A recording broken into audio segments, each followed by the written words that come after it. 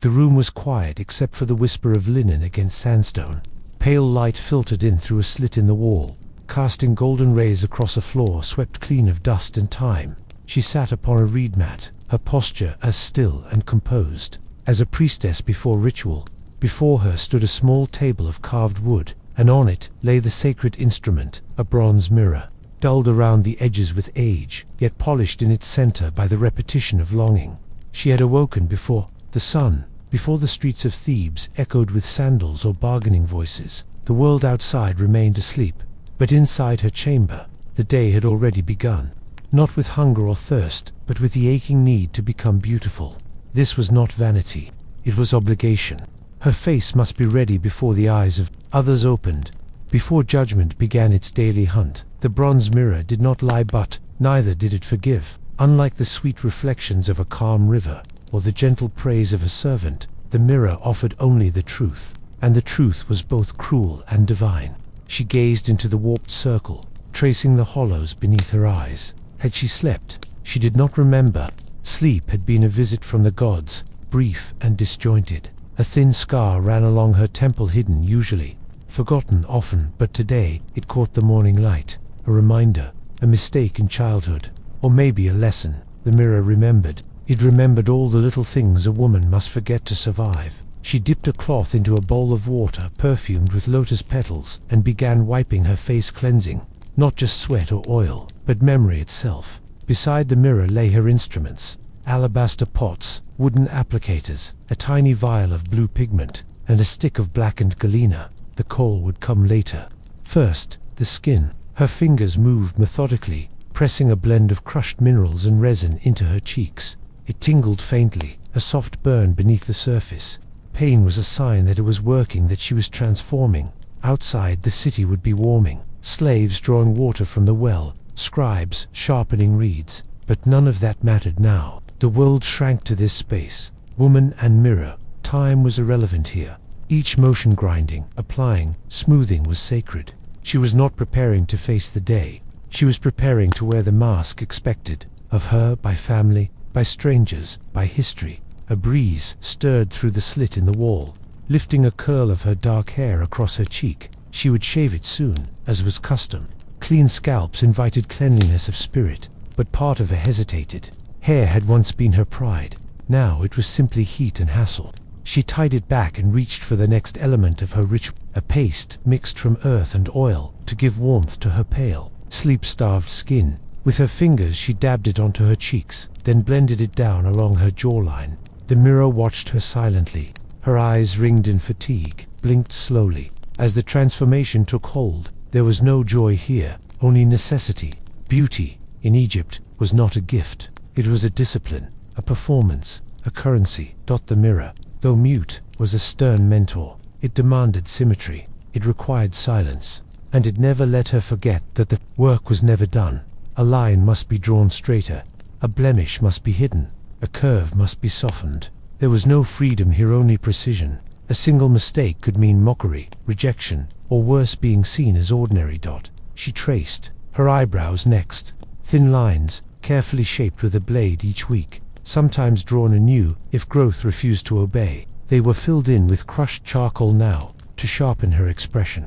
A priestess once told her that a woman's power lived in her eyes. If so, then her brows were the gateposts of that power, framing each glance like a challenge or invitation. Now came the galena. She opened the tiny pot, dark as night, and dipped the wooden applicator in. Slowly, carefully, she pulled it across her lower lid. Then the upper. Her hand trembled only slightly. The coal was cold, but as it settled into her skin, it began to sting. This was normal. The lead-based mixture cleansed the eyes, protected them from infection, or so they believed. But the truth was, it simply hurt. Still, the sting was oddly reassuring. It was familiar, expected. Without it, she might feel incomplete. A woman without coal was like a temple without incense, functional, but forgotten. She let the tears come. Just a little. It helped blend the pigment, and no one would question watery eyes. Not in a land where the sun was a constant punishment. She shifted her weight and examined her face again. Progress. She was almost there. Her lips were next.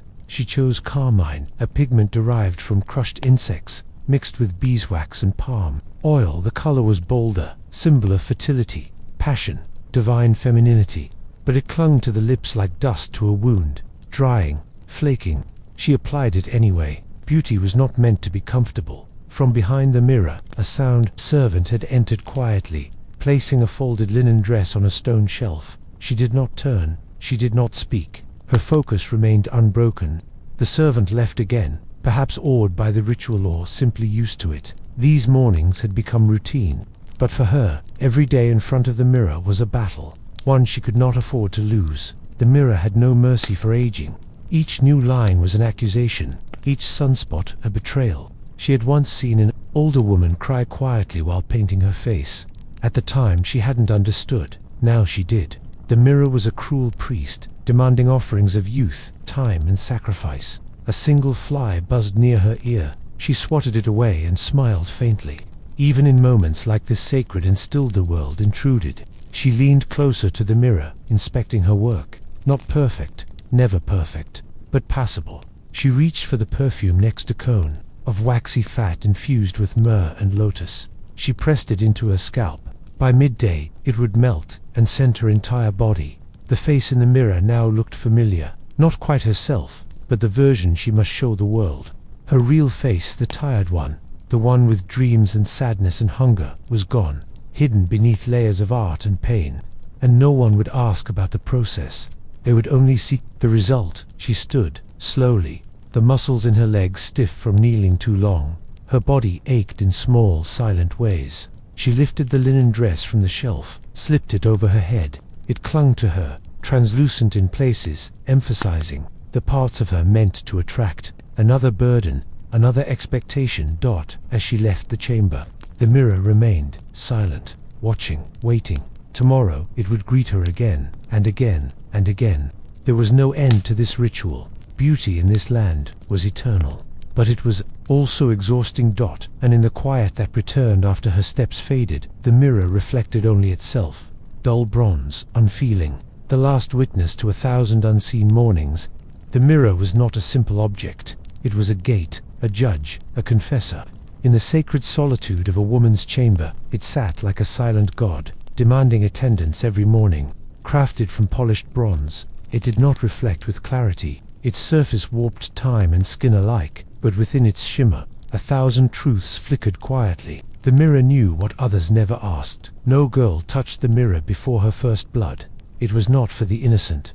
It belonged to those who had stepped into the world of eyes and expectations. Once her body bloomed, a girl was brought to the mirror by an elder, a fawn, her mother, sometimes a wet nurse, and the ritual began. That day she did not see her reflection. She saw her future, a face that must learn to become beautiful every day, without fail. The ritual was not taught through words, it was absorbed through repetition. Each morning, the girl would rise and sit before the mirror. There were no commands, only gestures. The older women moved slowly, deliberately, showing her how to cleanse the face, where to dot the pigment, when to wait for oils to absorb. The ritual did not belong to one generation, it passed, like a quiet torch through time. The mirror was oval, the size of a palm leaf, framed in a carved wooden handle, shaped like the goddess Hathor, protector of women and beauty. But the goddess did not smile. Her expression was serene, distant, watching. Women said the mirror held a fragment of Hathor's divine presence, which was why it must be approached with reverence. You never rushed before the mirror. You bowed to it with stillness. Water came first, always. A basin of lotus-infused water sat nearby. It was lifted in cupped hands and poured gently over the face, not splashed, never in haste. Water awakened the skin and cleared the dreams of the night. As it trickled down cheeks and neck, the mirror captured the wet shimmer and turned it into ritual. The woman watched her own dripping face and saw something being born. Then came the oils, sweet almond or castor, sometimes mixed with crushed figs.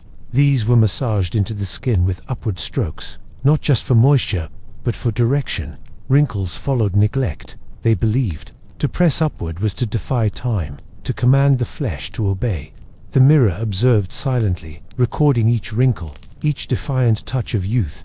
Color was the soul of the ritual. No woman appeared in the world uncolored. Ochre for the cheeks, carmine for the lips, sometimes a hint of lapis lazuli over the eyes. Each pigment had meaning. Red meant vitality, blue meant protection, yellow meant divine favor. The colors were chosen with care and matched to the day's purpose, whether seduction, service, or ceremony. But it was not just about application, it was about precision. The mirror required symmetry. A line of kohl drawn slightly off could ruin a whole morning. A dot of carmine smudged into the wrong place could spell gossip. Women leaned closer, breathing gently to avoid fogging the metal, their hands steady from years of practiced calm. It was not just makeup, it was geometry, ritual, control. For some, the mirror was a companion. For others, a tormentor. It reminded them of how they used to look, the softness of youth, the glow of untouched skin. Age, even in Egypt, was not honored in women. The mirror reflected the slow betrayal of time. And yet, the ritual continued, because not doing it, skipping even one day, was worse. It meant letting go. It meant fading. There were women who never saw themselves outside the mirror's frame. Their whole lives became performances meant for it. Even when they were with others, they imagined how the mirror would see them. Was the angle of the jaw correct? Was the light catching the eyeshadow?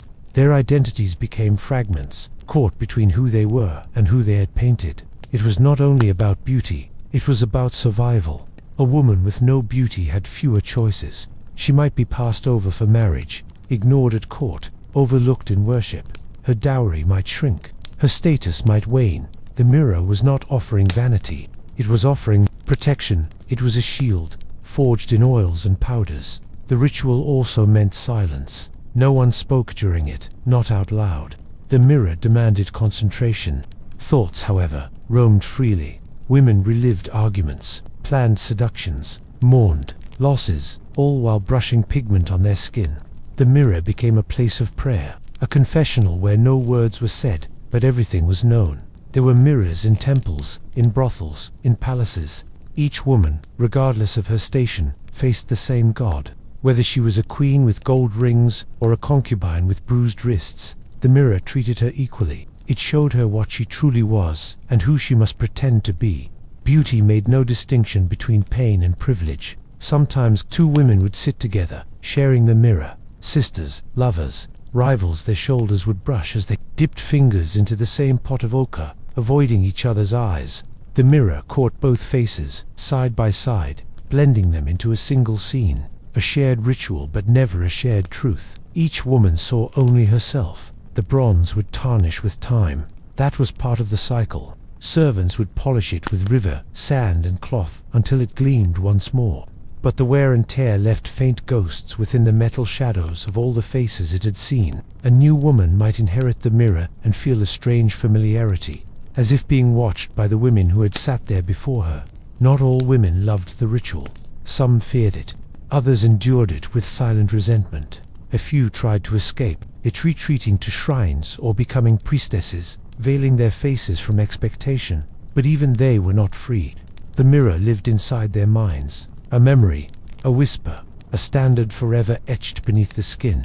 They were much rare and private when a woman would look into the mirror and see herself clearly, not as others saw her, not as she painted herself to be, but raw, unadorned, fragile. In those moments, beauty became irrelevant. The eyes in the mirror belonged to someone she barely recognized, someone she might have been if the world had allowed. When the ritual was complete, the mirror was laid gently back on its cloth, covered to keep it clean, not as an object, but as something sacred, like a scroll or a relic. The room would grow brighter, the world louder, but the silence around the mirror remained. It had done its work. The woman had become who she needed to be for one more day, and more. So it went, every morning, every year, every life. The ritual did not change, only the faces did. The mirror remained unchanging, unfeeling, eternal, a witness to all the beauty that was built, and all the pain that went unseen beneath it. The pot of black was small, barely the size of a fig. It sat on the edge of the cosmetic table, like a quiet secret, tightly sealed with a stone lid. Inside lay a substance that had traveled centuries, crushed and refined, burned and purified, to meet the delicate edge of the human eye. This was not decoration. This was tradition. This was transformation. This was coal. It began with galena, a mineral mined from desert cliffs, dark and dense. Men risked heatstroke and collapsing tunnels to bring it back. Then it was crushed into fine powder, sometimes mixed with antimony, and occasionally soot or lead oxide. Women called it protection. Priests called it sacred. Physicians called it medicine. But the body knew it by another name, Sting. No Egyptian face was complete without it. From queens to farmers, from dancers to embalmers, the black line traced the eye like a sacred boundary. Some shaped it into dramatic wings like the feathers of a falcon. Others kept it low, thick beneath the eye, evoking the gaze of the gods. It was not only beauty, it was barrier. It separated the self from the world. The first touch was cold. A wooden applicator, smooth and carefully shaped, was dipped into the powder, then drawn across the waterline of the lower lid. The skin recoiled slightly. The eye flinched. Then came the familiar warmth, slowly rising into a subtle burn. If the sting was absent, it meant the coal was weak. A strong sting was a sign of quality. Pain was assurance. The sensation was complex. Not quite agony, not entirely pleasure. It was ritual pain, the kind that gave the user a feeling of sacrifice. It reminded her that beauty had a cost, and she paid it willingly. Each morning, each line, each burn. There were no tears from sorrow, only from preparation, only from smoke and mineral and devotion. Mothers taught daughters to sit still during the application. Flinching was shameful. A twitch could ruin the line. The woman's dignity lived in her stillness. She would kneel before her mirror and let the pain rise through her lashes without blinking. By the time the second eye was done, her vision might blur, but her image would be perfect. The coal did more than decorate. It absorbed the sunlight, dulled its harsh reflection. It repelled flies and kept the eye moist. At least, that was the belief. Some claimed it fought infection. Others whispered that it warded off demons. The eye of Horus, sacred and eternal, had worn black lines. Why shouldn't a woman, too, claim that power? It was said that eyes outlined in black saw more, that they could read the intentions of others, penetrate the veils of lies. This was why dancers wore it so thickly, so that even in the smoke of feasts and temples, their gaze cut through the dark. A painted eye was an enchanted eye, one that watched and was watched, one that ruled, but the substance lingered.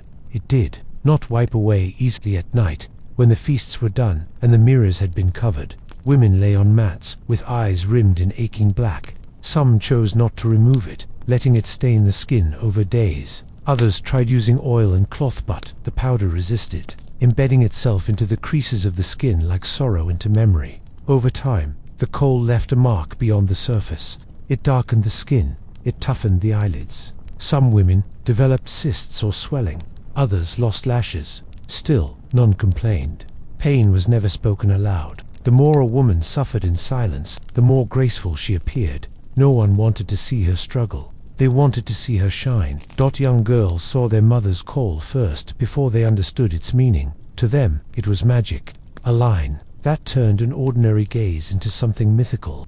They mimicked it with ash, tracing imaginary outlines, dreaming of the day when the burn would be theirs. It was a rite of passage, a private baptism into womanhood. Priestesses applied coal before entering sacred spaces. It was said to purify their sight, allowing them to look upon statues of gods without corruption. Some even placed dots of it on the forehead, or temple symbols of clarity. In the dark rooms of sanctuaries, the black lines around their eyes glowed faintly in oil lamp light, divine and deadly. Men wore it too, especially those close to power. Pharaohs, generals, scribes. Their reasons were often practical: to ward off sun glare, to appear stronger, but the application was never as precise, never as reverent.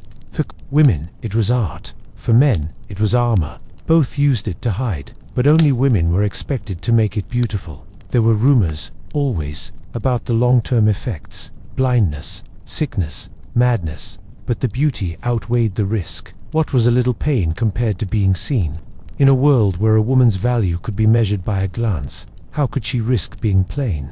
She wore the coal like she wore her fate, with elegance, with silence, with endurance. In the tombs of noble women, tiny pots of coal were buried alongside the body. Even in death, a woman must meet the gods with painted eyes. It was said that Anubis would not recognize a soul unless her face bore the mark of life. Her coal stick would be her final wand, her line the last spell she ever cast. Some coal sticks were passed down, mother to daughter, wife to widow. the ends worn smooth, the wood stained black from decades of use. They were kept in boxes with carved flowers or ivory inlays, hidden treasures, sacred relics. These were not tools. These were heirlooms of identity. A woman's whole history carved into a sliver of dark wood, in courtyards and kitchens, in temples and harems. The stories were the same. A woman sat still, applied her coal, and bore the sting with quiet pride. If someone asked why she endured it, she might say it made her strong. Or maybe she would say nothing, because beauty, in Egypt, was not defended with words, it was performed with precision. There were days when the eye wept for reasons other than smoke, grief, betrayal, love lost, and yet, the coal held its line. It streaked, yes, but even then, it told a story. A woman with smeared coal was not just disheveled, she was mythic, tragic, beautiful in her despair. The burn of the pigment and the burn of the heart blurred into one. The black line remained, even in memory, in statues, in wall paintings, in fragments of pottery, the shape of an almond, the stroke that lifted toward heaven.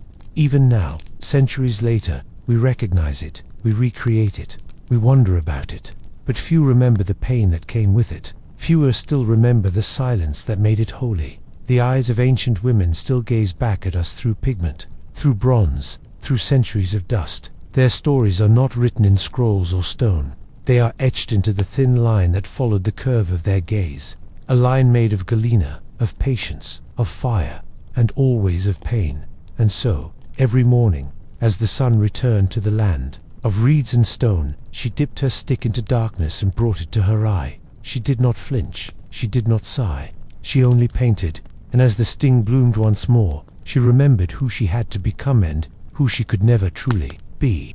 The morning sun, once golden and soft, rose higher now, casting harsher light upon limestone walls and freshly washed skin. In the still chamber, the woman sat, her body wrapped in linen, her face already painted with ritual precision.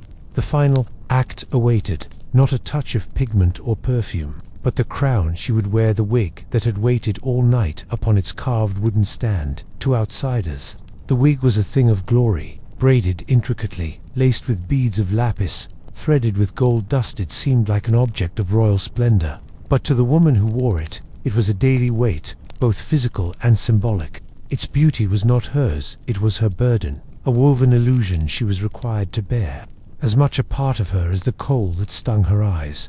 Her head beneath was shaved smooth, the scalp pale and often irritated, the razor, drawn every week with care, sometimes scraped too deep.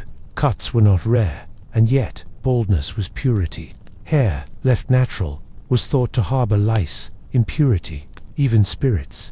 A clean head was the sign of discipline, of cleanliness, of control, but it left her vulnerable to sun and stares. The wig, when lifted, had a scent beeswax, aged oils, and the faint memory of sweat. It had been worn before, by her, yesterday, and by others before her. Perhaps older women, forgotten, concubines, even daughters who never reached their first childbirth. The wig carried lineage, it absorbed sorrow, and it held tight to silence. Each strand was not random.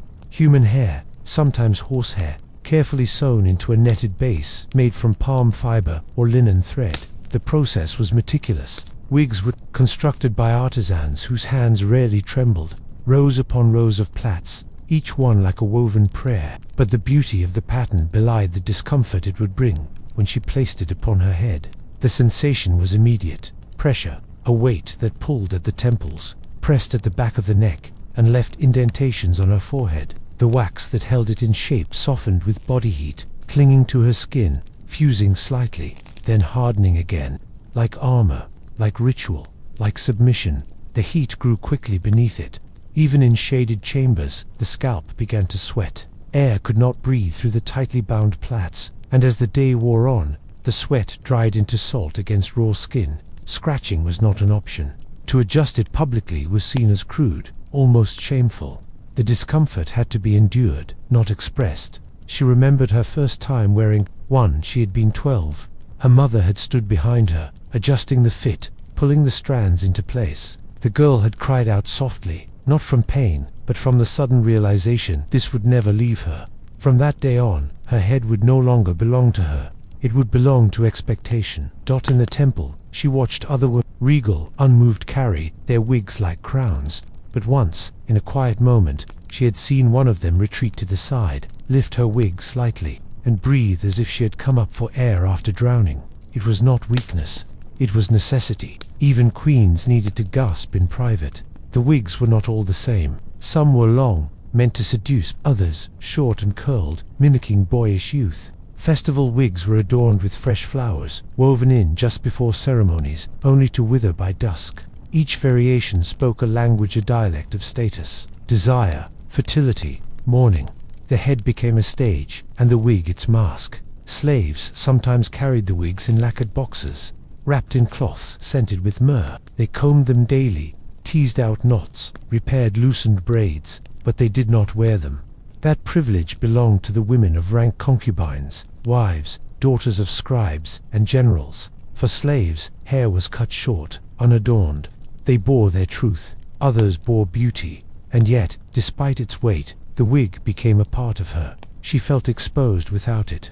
Once, during a bath, a sudden knock at the door made her panic, not because she was naked, but because she was bald. Her hands flew to her head instinctively, as if shame had replaced skin. The wig was no longer an accessory. It was identity. The pressure on her scalp often caused tension headaches, though such words did not exist then. Just a dull ache that built behind the eyes and spread like a quiet curse across her crown. Some women rubbed oils into their heads at night, sweet basil, black cumin, to soothe the pain. But the pain was patient. It returned with the next sunrise dot in death. The wigs followed them, wrapped in cloth, placed beside the mummified form, a token for the gods. The dead must still be beautiful when judged. Her wig was not buried on her head, for the gods wished to see the soul without disguise. But it was near, just in case, a second skin for the afterlife, a reminder of the world she left behind. Wigs were used to attract men, but also to intimidate other women. A well-made wig was a declaration of wealth, discipline, and divine favor. It could silence a rival in court without a single word. One glance, one glint of gold-threaded braid, and the message was sent. I am seen. I am chosen. I am not to be touched. But at night, when the halls emptied and the candles shrank into trembling stars, she removed it, slowly, reverently. Her scalp, damp and reddened, sighed beneath the open air. She would sit there, alone, rubbing her temples, feeling the indentation left by the weight. She did not weep. There was no need. The silence said enough. Sometimes, she wondered what her real hair might have looked like had she been allowed to keep it. Would it have curled? Would it have smelled of sunlight and sand? But she would never know. The razor had come early, and the wigs had followed. Her true crown had never been given the chance to grow. There were festivals where even young girls wore tiny wigs, their small faces lost beneath the layers. They giggled, not knowing the burden they carried. But the older women watched in silence, remembering their own beginnings. The children's laughter was innocent, but the path ahead was paved with discomfort. Hidden under plaits and wax dot to the world, the wig was elegance incarnate. In frescoes and statues, it looked divine, but beneath it lived sweat, soreness, and surrender. Beauty, again, was built not from ease but from endurance. A throne made of fibers and fire. A silence braided tightly, strand by strand, into submission. And yet, every morning, she placed it upon her head, without hesitation. Not because she loved it, but because she knew she must. The wig was not her enemy. It was her armor, her disguise, her heritage. And even as it suffocated her scalp, it gave her the power to be seen, the power to be remembered. The bowl sat on the floor like a sun-drenched offering. Inside it, crushed leaves steeped in water, darkening slowly into blood-red pigment. The scent of crushed herb, sharp, earthy, and bitter, rose into the air. This was no simple dye. This was henna. And for the women of Egypt, it was far more than color. It was rite, it was submission, it was pain hidden beneath ceremony. She lowered her hand into the bowl, fingers trembling slightly. The paste was warm, thickened by time and patience. With slow, deliberate care, she began to smear it across her fingertips, each knuckle, every curve of skin. The sensation was strange, cool at first, then burning faintly as it clung to every pore. Henna did not simply rest on the skin, it entered it. The ritual was always done in silence. Words distracted, words diluted. One needed focus to paint correctly, to honor the shapes, to respect the patterns.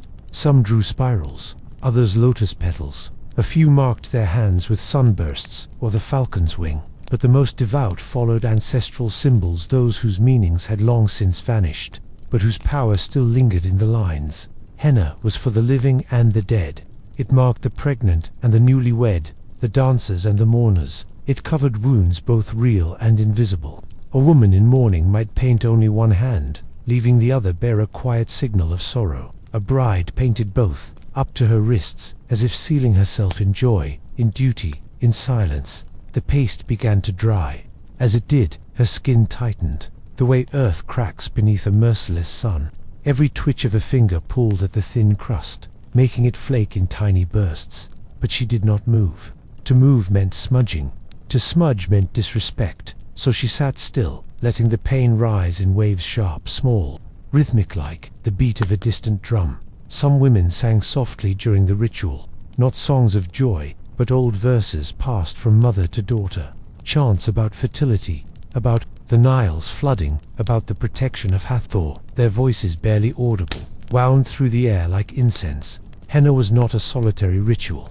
Even in solitude, the ancestors were watching. There were those who believed the henna could protect the body from illness, misfortune, even possession, that the color was not merely cosmetic, but magical. It wrapped around the hands and feet like an invisible barrier. But the price of this magic was skin rubbed raw, stained too deep, burned when the mixture was too strong. For younger girls, it was play. They giggled, wiggling their fingers, comparing patterns. But the older women knew better. They knew of infections that lingered after poorly mixed henna. They knew the itch that turned to a wound, the redness that didn't fade.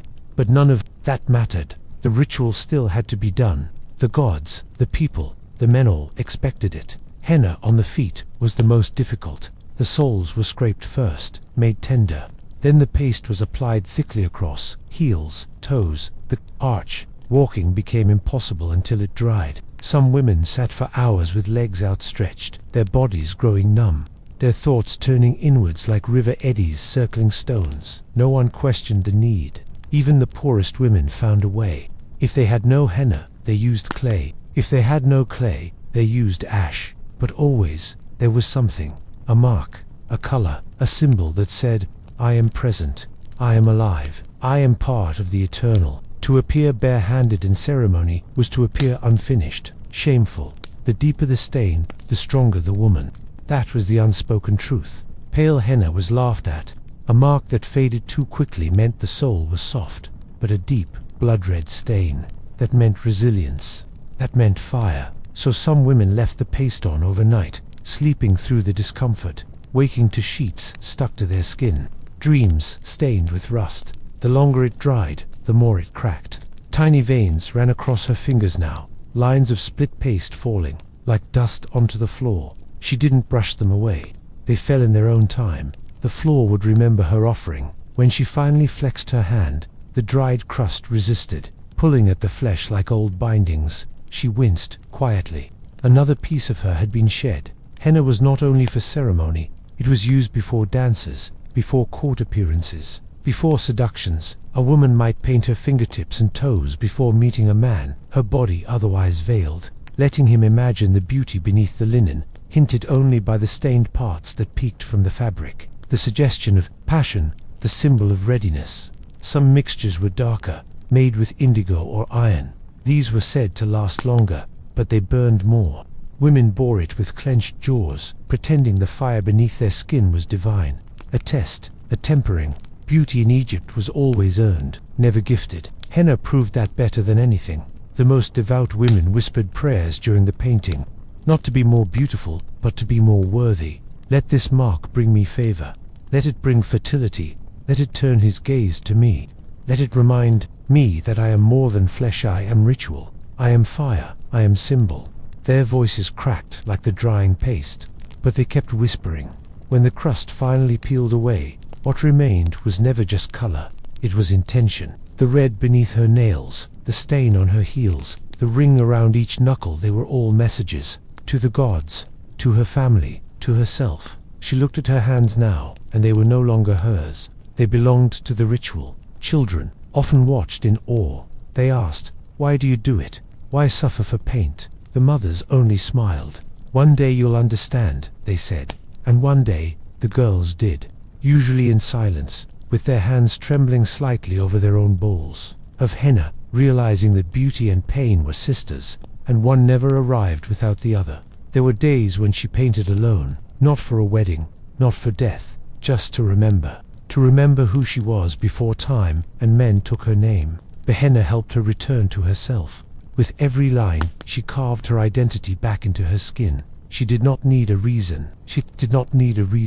Only needed the silence. Even the gods wore henna, it was said. Statues of Isis had red fingertips. The hands of Hathor were marked with divine stains. That was proof enough. A woman who painted herself was not copying others, she was joining them. She was becoming something eternal, something half divine, half human, like all women are, when they remember their power. In old age, the hands grew tired. The lines were no longer precise. The paste didn't cling as well, but still, the ritual continued, even if no one else saw it, even if the marks faded faster than before. The point was not perfection. It was remembrance of who she had been, of who she still was beneath the wrinkles. And when the time came, and her body was wrapped in linen for the journey beyond, her hands were painted one last time, by daughters, by friends, by those who understood. The henna was not for the living, then, it was for the gods. A final symbol that this woman had lived, had suffered, had loved, and had offered herself again and again to the fire of beauty. The small alabaster jar sat alone on the table, half hidden in shadow, its lid sealed with hardened wax and age. Inside was a treasurer, paste the color of blood, kissed by sun. It had no scent of perfume, no sweetness. It was sharp, earthy, metallic. This was no mere ornament. This was life-made color.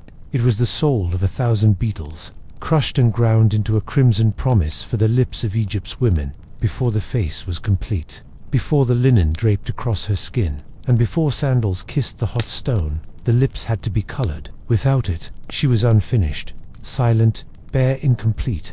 A woman's lips were not her own until they were marked, painted, transformed. The red did not signify joy or vanity. It was power, bloodless war. A smile could deceive. A kiss could conquer. The preparation was sacred. The pigment came from cochineal beetles collected, dried, and pulverized. Their remains were mixed with red ochre or madder root, sometimes darkened with a touch of rust, or softened with beeswax. The mixture was stirred with the end of a reed and pressed into a pot, kept cool beside bowls of oil and coal. It stained everything it touched. It never truly washed away. When she lifted the jar, her fingers trembled just slightly, not from uncertainty, but from reverence. This was a ritual that had passed through centuries, from priestess to concubine, from queen to street dancer. Every woman who walked beneath the sun of Kemet knew the feeling of the paste meeting her skin. It was a whisper of heat, a breath of death, a promise of pain. The applicator was small, carved from bone or smoothed. It was dipped delicately into the pot, collecting a dab of red the size of a date pit. No more. To use too much was to look desperate. Too little was to seem invisible. The balance was everything, and the mirror, silent as ever, waited to judge. The first touch burned faintly. The mixture stung cracked lips, exposed tiny wounds she hadn't noticed the day before. If she winced, it was only inward. Her reflection showed nothing but calm. The pain was part of the process. It reminded her she was still alive, still desirable, still present in a world that asked her to disappear behind smiles. Some days, she bled. The skin had been chapped by wind, or picked at during sleep, or scraped raw by anxiety. The pigment seeped into those cuts and deepened them. The red darkened, not from color, but from mingled blood. But still, she continued. To not apply the color was unthinkable. It was not for her. It was for them, for the world, for the memory of her own worth. The beeswax softened the pigment, helped it hold to the lips. But in heat, it melted, bled at the corners, gathered in the folds. She would taste it as she spoke. Iron, dust, and something wild. The flavor of transformation. She licked it away instinctively, then reapplied. There was no room for flaw, no allowance for retreat. In the palace, dancers wore it thick red, that flashed under torchlight, mouths like fire. Priestesses kept it subtle, barely there, like a prayer half-whispered. The wives of scribes wore it with modest precision. The concubines of nobles wore it dark and thick, like a seal. Each variation meant something. Each shade was a language of intent. The lips were not merely painted, they were shaped. With careful fingers, she pressed them together, then parted them slightly, letting the wax settle in the corners. A line drawn just beyond the natural lip made the mouth fuller, more commanding, a silent signal that she was ready to speak, but chose not to. Power in restraint, that as the day wore on, the color dried. It cracked when she laughed, flaked when she ate, bled if she bit her lip in worry. Still, she reapplied it again and again. Her hands learned to move with speed and grace. In temple corners, beside wells, in the shadow of statues, wherever she found privacy, she restored the red. She reclaimed her mask. It was not a secret. Everyone knew the pigment was made of beetles. Children watched as their mothers stirred the powder and asked why. The answer was always the same. Because the gods demand beauty. Because men see only color. Because we are born to become something more than ourselves. Because red is memory. Older women bore the marks of this ritual. Their lips stained permanently at the edges, their skin darkened by years of pigment, the corners of their mouths marked with tiny scars. But they did not mourn the damage. They wore it like a badge, proof that they had lived, endured, and still knew how to demand attention without uttering a word. There were days when she hated it, when the scent made her stomach turn, when the burn felt too sharp, too personal, when she longed to be invisible. But then came the mirror.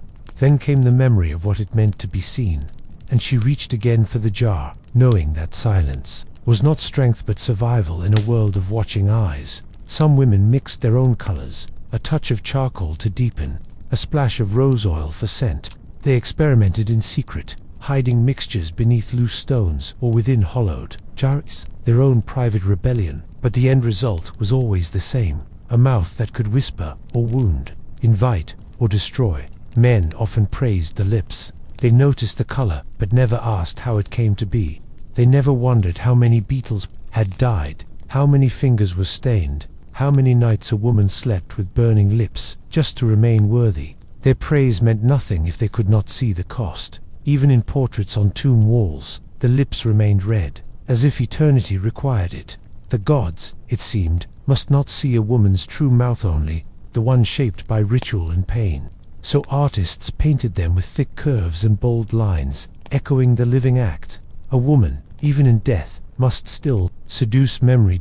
In the silence of her chamber, after the lights dimmed and servants left, she sometimes rubbed her lips raw with a cloth. She needed a moment of truth, a glimpse of the woman beneath the red. The naked mouth that kissed no one, spoke to no one, belonged to no one. But by morning, it would be painted again. The truth was temporary. Beauty was eternal. The pigment never left entirely.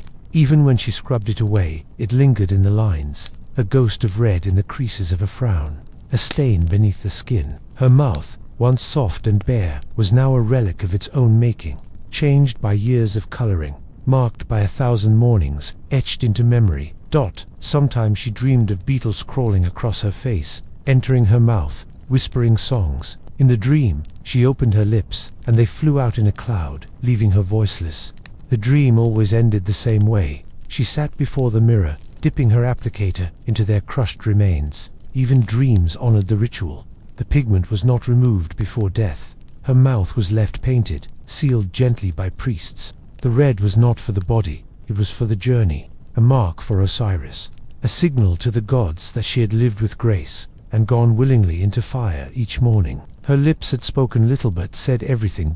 And so each day, she opened the jar again, dipped her brush into blood, applied the fire to her mouth. She did not smile, she did not cry, she only painted. And as the sting returned to her lips, she remembered that beauty in Egypt was not born, it was built, layer by painful layer, until even silence could be seen.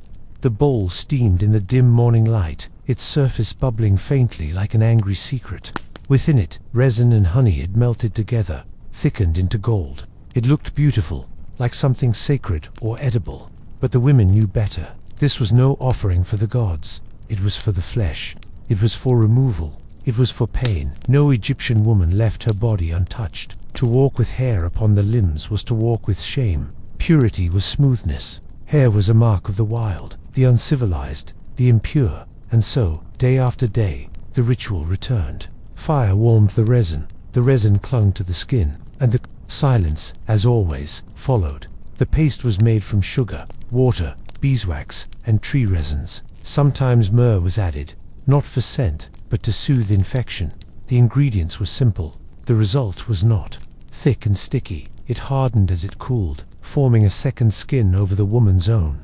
But this second skin was not meant to stay. She lay still on the mat, her body bare beneath the thin linen sheet. The servant beside her stirred the bowl carefully, dipping a carved wooden spatula into the mixture. With practiced hands, she spread the golden wax across the thigh. The woman flinched barely. Even now, after years, the warmth still startled her. There was always a moment, one quiet heartbeat between the application and the pull, a breathless pause. The wax cooled slightly. It adhered deeper. Then, with swift precision, it was torn away. The sound was soft, like tearing papyrus, but the pain roared through her. Not with screams, but with stillness. The thigh reddened immediately. Tiny dots of blood appeared where hairs had been ripped from root. The skin shivered, but she did not move. The servant pressed a cold cloth against it briefly, whispered something too low to hear, and began again. Another strip, another burn, another silenced dot to outsiders. Egyptian women looked effortless, graceful, divine, untouched by earthly needs. But under the linen, under the pigment and perfume, their bodies bore the quiet evidence of suffering. Waxing was not indulgence. It was duty. Every inch of skin demanded it. Arms, legs, stomach, underarms, even the pubic mound. The removal of hair there was not optional. It was ritual. A clean body was a holy body. Women preparing for marriage were waxed fully. Every crevice, every shadow. Midwives inspected the work. Mothers watched with folded arms. A bride could not enter her husband's chamber bearing hair. It would bring shame, or worse, rejection. Young girls dreaded their first waxing. It began after their first blood. A small patch first, often the forearm. They cried, they squirmed, but the elder women did not comfort. They reminded them, gently, that pain is the cost of becoming, that the gods made fire for a reason, that wax and willpower are how a girl becomes silent enough to be seen. The servants who performed the ritual had long grown used to screams, tears, flinches, but the noble women did not scream, could not. Their power rested in stillness. The more pain endured without protest, the more elegant they appeared. Suffering, like jewelry, was worn quietly pressed deep into the skin, invisible to all. Some women added ash to the wax for more grip. Others used clay or pumice to exfoliate the skin before the application. The process was lengthy. A full body could take hours, but there was no rush. Time bent around beauty. The woman lying on the mat did not sleep, did not speak. Her mind drifted between sensation and memory. Even the most devout women priestesses, oracles, scribes were not exempt. To approach the gods, they had to be clean, inside and out. Hairless skin was believed to repel evil spirits, to make the body suitable for divine touch. The gods, it seemed, preferred women who bore pain quietly and emerged glowing. The pubic area was the most dreaded. The wax there clung deepest. The skin, soft and dark, tore more easily, but it had to be done. Hair there was shameful, a whisper of anima. The removal was sharp, cruel, fast. No words were spoken during this part. Only cloths soaked in lotus water. Only the scent of burning wax. Only the woman biting her lip to keep the cry inside. In the bathhouse, afterward, she would soak, letting the wounds soften. Her skin raw, stinging, bright. Other women joined her, and for a while, no one spoke. The water held their secrets, their blood, their resilience. Each woman submerged her pain in silence, emerging cleansed if not of suffering, then of memory. That there were oils afterward, almond, castor, or fig, rubbed into the skin with slow circles. They did not heal, they did not soothe. They simply reminded the body it was still hers. That softness, however temporary, had been earned through fire. That beauty was not born of ease but of deliberate, intimate harm. Hair would return, always, and with it, the ritual, again and again, a cycle that never ended. Women whispered about the days between waxings as sacred short windows of peace. But the knowing hung over them. The bowl would boil again. The cloth would stain again. The pain would arrive on schedule, like the flood of the Nile. Even in old age, many continued. Grandmothers with shaking hands prepared their own wax, applying it slowly, carefully. The skin was thinner now, the blood closer to the surface, but they still did it. Not for husbands, not for gods, for themselves. For the memory of what it meant to be powerful inside a body, made smooth by will. Men rarely understood. They marveled at the skin, they praised the softness, they kissed without knowing the price. No man ever touched the bowl, felt the resin, saw the marks, and the women did not explain. To explain was to lessen it. The pain was theirs alone, part of their inheritance, part of their lineage. In tomb paintings, the women are always hairless, their skin perfect, not even a shadow of stubble.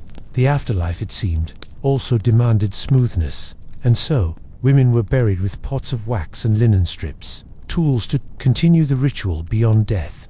The body must be presented to Osiris pure, not just the soul, but the skin. Some days, she looked at her reflection and saw only redness, small bumps, swelling, but she did not turn away. This was her creation, her discipline, her sacrifice. She whispered nothing. She bowed her head. She reached for the oil and soothed the burn with a steady hand. Tomorrow, she would do it again. In the stillness of evening, the empty wax bowl sat cooling by the window. The resin had hardened again, dark and stiff like cooled lava. She looked at it with reverence, not resentment, for within its fire she had shaped herself again and again, not into who she was, but into who the world needed her to be. And when the sun rose once more, and the steam lifted once more, and the wax returned to life, she would kneel again, bare, silent, ready, not for beauty, not for praise, but for the private act of endurance, the ancient ritual of fire and flesh, the unspoken language of women who know that pain is the first perfume of power.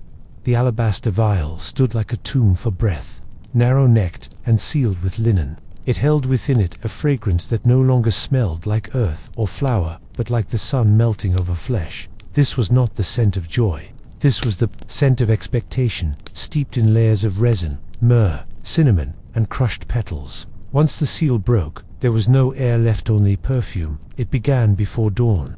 The concubines and priestesses bathed in still water, the chill clinging to their skin like memory.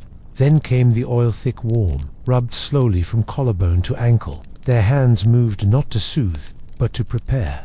They were not making themselves fragrant for pleasure. They were making themselves worthy of being near a god or a man who believed he was one. Perfume in Egypt was power, but it was never light. It did not drift on the breeze. It hung heavy and syruped upon the body like armor. A woman doused in it could not forget herself. It lived inside her nostrils, soaked into her tongue, clung to her hair like a second soul. Wherever she walked, her scent arrived before she did, bold, inescapable, suffocating. Some days, she could not breathe. The scent rose into her head like smoke, made her dizzy. Her temples pulsed.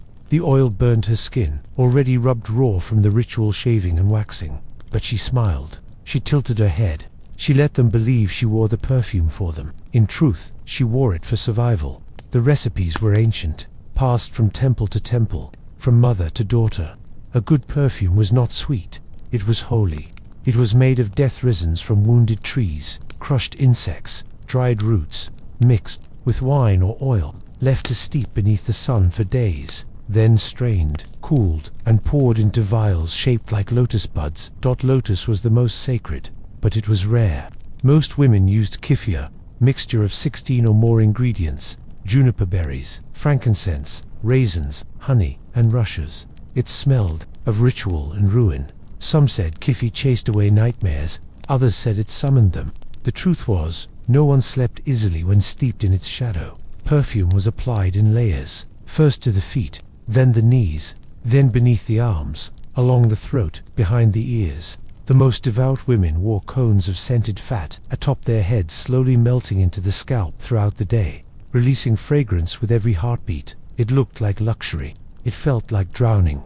By midday, the oil would mix with sweat. The heat of the sun awakened the perfume, turned it volatile. It flared with movement. It stepped each gesture, a burst of aroma. She felt it rise around her, like fog. Even alone, she could not escape it. Her own body had become a censer. Her breath was no longer hers. Men praised the perfume, called it divine, told her she smelled like heaven, but they did not carry the weight of it. They did not reek of expectation. They did not suffer through headaches, rashes, or skin too saturated to breathe. Their words were light. Her perfume was not. It pressed against her ribs like an invisible hand. In the temples, it was worse. The priests demanded absolute sanctity. Every woman entering the inner sanctum had to smell clean, not like herself, not like labor, but like divinity. If her perfume was weak, she was dismissed. If too strong, she was mocked. To smell right was to be seen. To be seen was survival. The poorest women crushed petals into oil. The middle ones bought used perfume, diluted, worn. But the elite had blends made just for them, sealed with beeswax and gold thread. They kept it beside coal, beside wigs, beside pain. The scent meant more than words. It was a contract, a declaration, a spell. On certain nights, she perfumed herself until she felt ill. The scent clung to her tongue, turned food to ash. It leaked into her bedding, soaked her linens, stained her dreams. She awoke choking, but said nothing. This was what it meant to be adorned, to be chosen, to become fragrance instead of self. At festivals, the smell of women filled the air long before music did. It clashed and mingled, sweet over sour, flower over fire. 1,000 bodies exhaling incense. The gods, they said, required it. Scent was prayer, to mask the human, to ascend through smoke. But no one asked the women what it meant to walk as prayer. When a woman died, she was wrapped not just in linen, but in perfume. Her body anointed, her tomb lined with scented jars. Kifi lotus oil, sealed beside her forever. It was believed the gods would smell her before they saw her. That scent would speak where her lips could not. Even in death, she must not arrive unadorned. The perfumers were men, mostly. They never wore what they made. They stirred their cauldrons with gloved hands, noses trained but untouched. The women wore it all, absorbed it all, became it. No perfumer ever knew what it was to carry scent on your skin like a scar. No one knew but the wearers. There were times she sat alone and rubbed salt on her skin to scrub it away. Even water wasn't enough. The scent lived in her pores, in her breath. She cried once, not because of a man or a god or a punishment, but because she could no longer remember what her body smelled like before the oil. Girls were taught early. Before their first bleeding, they learned to mix and apply. They played with vials like dolls. By 13, they knew what men liked, what queens wore, what temple offerings smelled of, but no one told them that the perfume would one day feel like a noose. That fragrance could be a shackle. Sometimes she longed for the scent of sweat, of realness, of fields, of linen drying in the sun, of bread, of herself. But that scent was forbidden. It was mortal. And Egypt, for all its grandeur, had no patience for mortal women, only for the illusion of gods in human shape, perfumed and silent. And so, she poured the oil again, tilted her head, rubbed it along her collarbone, down her chest. She closed her eyes as the sting reached her throat. Her body flared into scent. Once more, she had vanished, replaced by aroma. That was the cost. To be remembered, she had to disappear, and in the quiet that followed behind her veil of perfume, behind the heavy silence of her skin, she reminded herself, I am more than scent, I am more than offering, I am still here. Beneath the fragrance that chokes, the woman remains, enduring, invisible, eternal. The bowl was shallow but heavy, carved from stone and cool to the touch. Inside it, the clay was pale green, streaked with crushed mint and ash, smoothed by days of stirring. It looked like wet limestone pulled from the Nile's edge. But this was no mud. It was status. It was class. It was a silent declaration a woman wore upon her face, not to heal, but to belong. The women sat in a line, their backs straight, their robes lowered to expose necks and shoulders. Servants moved among them with quiet purpose, brushing the cool paste onto cheeks, foreheads, chins. The first touch was always cold, like being kissed by the dead. The clay clung immediately, sucking heat from the skin, drying the memory of breath. There was no speaking during the application. A woman's worth was measured in composure, in how still she sat as her skin tightened beneath layers of powder and leaf. The clay was scented lightly lotus or crushed basil, but its purpose was not pleasure. It was purification, or rather, the illusion of it, for status was never clean. only covered. To be able to afford the clay was to rise above the world of laborers and dust. Only noblewomen, priestesses, or concubines of wealth could mask themselves so luxuriously. The poor had no time to harden their faces with paste. They had no servants to stir, no time to sit still while the sun moved overhead. Clay was a pause, and pause was power. Each woman had her own blend. Some used green clay for cleansing, others red for renewal. Yellow was said to attract favor, black to draw out illness. The recipes were guarded, inherited, secret, like spells. A daughter inherited her mother's bowl, not because it worked, but because it worked for them, because it marked them, because it was proof they had come from women who were seen. The drying process took time. First, the skin cooled, then tingled, then pulled, tightening, until it was hard to blink or swallow. The face became a sculpture, emotionless, preserved. No frowns, no laughter, no grief, just clay. Some said this was what the gods saw when they looked down from the stars. Not women, but masks pretending not to feel. To move before the mask dried completely was to fail. To smear it was humiliation. One had to become marble, unmoving, a shrine to patience. And in this stillness, many women remembered things they had no time to grieve: loves lost, children buried, dreams set aside. The clay did not erase these things, it buried them, temporarily, beneath a crust of dignity. You could tell a woman's status not by her clothes, but by the smoothness of her skin. Clay softened it, bleached it, erased the sunburn of shame. Paleness was prized, darkness was for the field. A pale face meant you belonged inside, away from the Nile, untouched by sand, protected by shadow. The mask was more than beauty, it was permission to be seen. Some masks burned. If the herbs were old or the clay poorly filtered, the skin would sting. Women whispered of powders that scarred, that brought boils or redness for days, but none of that mattered if the mask succeeded in making the skin seem younger, whiter, cleaner. The pain would fade, the status would not. Men never asked what the masks felt like. They only saw the results: the smooth cheeks, the unblemished brows, the perfection that didn't speak of discomfort. They kissed skin that had just suffered beneath layers of hardened earth, and never wondered why their lips tasted faintly of mint and stone. Girls began their masks young, 10, sometimes 9, their skin perfect already. But perfection needed to be taught. They were told it needed to be kept. The mask was their first silence, their first secret, their first moment of learning that beauty was not a gift, it was a burden one, learned to carry in layers. The servants who applied the masks never wore them. Their skin, darkened by sun and labor, needed no hiding. They had no status to perform, but their hands were gentle, precise. They were the silent sculptors of privilege.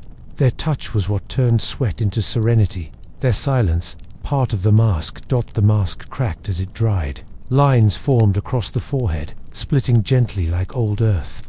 The sound was quiet, like dust shifting. It made the women feel older, somehow like statues waiting for rain, but they welcomed the cracks. They meant the ritual was working. They meant the past was being peeled away. When the time came to remove it, the process was slow. Water was dripped onto the clay with fingers, not poured. A cloth dabbed the flakes gently, careful not to tear the skin beneath. As the masks softened, the woman beneath re-emerged pink, raw, strangely vulnerable. A second skin, tender as new fruit, blinking in the sun. Some women wept softly as it came off, not from pain, but from relief, from the breaking of silence, from returning to their own face after an hour of being someone else, or perhaps from the fear that what lay beneath the mask had not changed, that the lines remained, that the beauty had not arrived. The mask was temporary, its power faded within days, but the need for it never left. The skin demanded it, society demanded it, so bowls were refilled, herbs ground again, clay pressed against cheeks like memory. A woman might wear 1,000 masks in her life, but never one made just for comfort. There were masks for mourning, masks for celebration, masks for seduction. Each had its blend, each had its color, but all shared one truth. They were not worn for the self, they were worn for the gaze, for the judgment, for the gods who were believed to watch, not with mercy but with taste. In tombs, masks were drawn onto walls, faces smooth and unlined, as if even in death a woman must not appear undone. Some were buried with their bowls, their brushes, their powder stools to mask eternity. The afterlife, too, required performance. One must not greet Anubis with blemishes. Some nights, she would stand before the mirror and not apply the mask. She would look into the glass and touch her own, cheek warm, flawed, real. And for a moment, she would remember herself before the layers, before the silence, before she was told that to be loved, she had to be erased and rebuilt. But in the morning, the bowl would wait, the herbs would steep, the water would warm, and she, once more, would lift the brush, would press the cold earth onto her skin, would hide beneath the crust of expectation, because to be seen in Egypt was to be covered, and to be covered was to be worth remembering. The linen was sheer as breath and sharp as judgment. Folded into perfect rectangles, it waited on polished stone, bleached by the sun and beaten soft by river rocks. It looked innocent light, clean, gentle, but every woman in the palace knew the linen was not light. It carried weight far beyond its threads. It wrapped not only skin, but silence. She stood before the dressing mirror, arms raised like an offering, as two attendants wound the linen round her body. There were no seams, no sleeves, only wraps tight, precise, overlapping. The fabric flattened the chest, cinched the waist, pressed against the ribs until breath became ritual. The goal was not comfort, it was form. The wrapping began at the ankles. Slowly, with reverence, they circled upward, legs bound, thighs restricted, hips shaped into something sacred and unnatural. The cloth clung like expectation, whispering with every movement, "Be smaller, be still, be sacred, be seen but not felt." Some garments were so tight they split when sat in. Others creased the skin, leaving marks like bruises. But bruises faded, wrinkles in linen did not. A wrinkle meant carelessness, sloppiness, shame. So she learned to walk carefully, to step like smoke, to breathe in shallow doses. Linen demanded grace, or else it punished. The white cloth revealed more than it hid. It hugged the body like memory, showing curve, showing shape, hiding nothing but the woman herself. Some wore fine netting over the linen, beaded with faience or gold, but the cloth beneath remained skin-tight. Modesty was not concealment. The noble women wore pleats, dozens of them, ironed with smooth stones, sewn to stay. Each pleat a prison bar, allowing no movement, no air, no room for softness. The fabric pulled at the knees, made running impossible, made rest unnatural. To be noble was to be wrapped in stillness. Servants dressed quickly, barefoot and unbound, but the elite spent hours. Their garments were not put on, they were constructed, folded, tied, arranged. There was no looseness, no rebellion. To be untied was to be unformed, unworthy. Bare girls were trained early. At 10, they were taught how to bind their own dresses, how to knot the shoulder ties, how to fold without wrinkle. If they failed, they were corrected with a wooden rod. Not for the mistake itself, but for dishonoring the cloth. The linen was sacred. The body was not. For ritual, the bindings grew tighter. Dancers were wrapped until their ribs showed. Priestesses until they fainted from breathlessness. The tighter the wrapping, the more devotion one showed. A loose cloth was laziness, an insult to the gods. Even pain had to be beautiful, especially pain. In the heat of day, the linen trapped sweat against the skin. It stuck, it chafed, it burned, but no one undressed. Not for sun, not for wind. A woman with undone linen was a danger to herself. Exposure was chaos, and chaos was not allowed in the body of a good Egyptian woman. The fabric grew stiff with salt after days of wear. It held its own shape. Some women preferred that it meant the wrapping was easier the next time, but others saw it as a sign of exhaustion. The cloth should yield to you, not the other way around. But what the cloth wanted, it never said. At night, some women unwrapped slowly, like unwinding a prayer. Others tore the cloth off in silence, holding back tears as they rubbed the deep indentations along their stomachs, breasts, arms. They were not marks of cruelty, they were marks of belonging.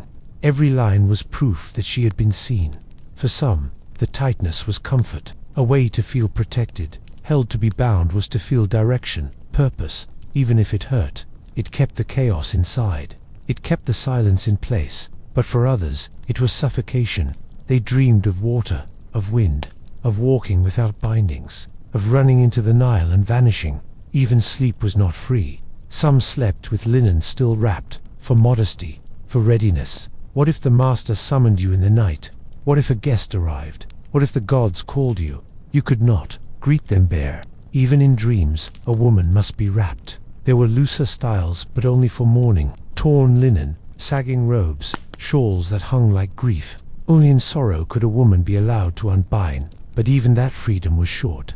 Soon she'd be pulled back into form, sewn once more into the silence of cloth. Some women embroidered prayers into the inside hem of their dresses, hidden verses, wishes, protection spells, not because they believed the linen would listen, but because it was the only part of the garment that touched their truth, that knew how they felt beneath. The stillness, the linen itself, was not cruel. It was the gaze behind it, the expectations woven into every thread, the belief that beauty must be bound, that softness must be stiffened, that the body, in its natural shape, was never enough.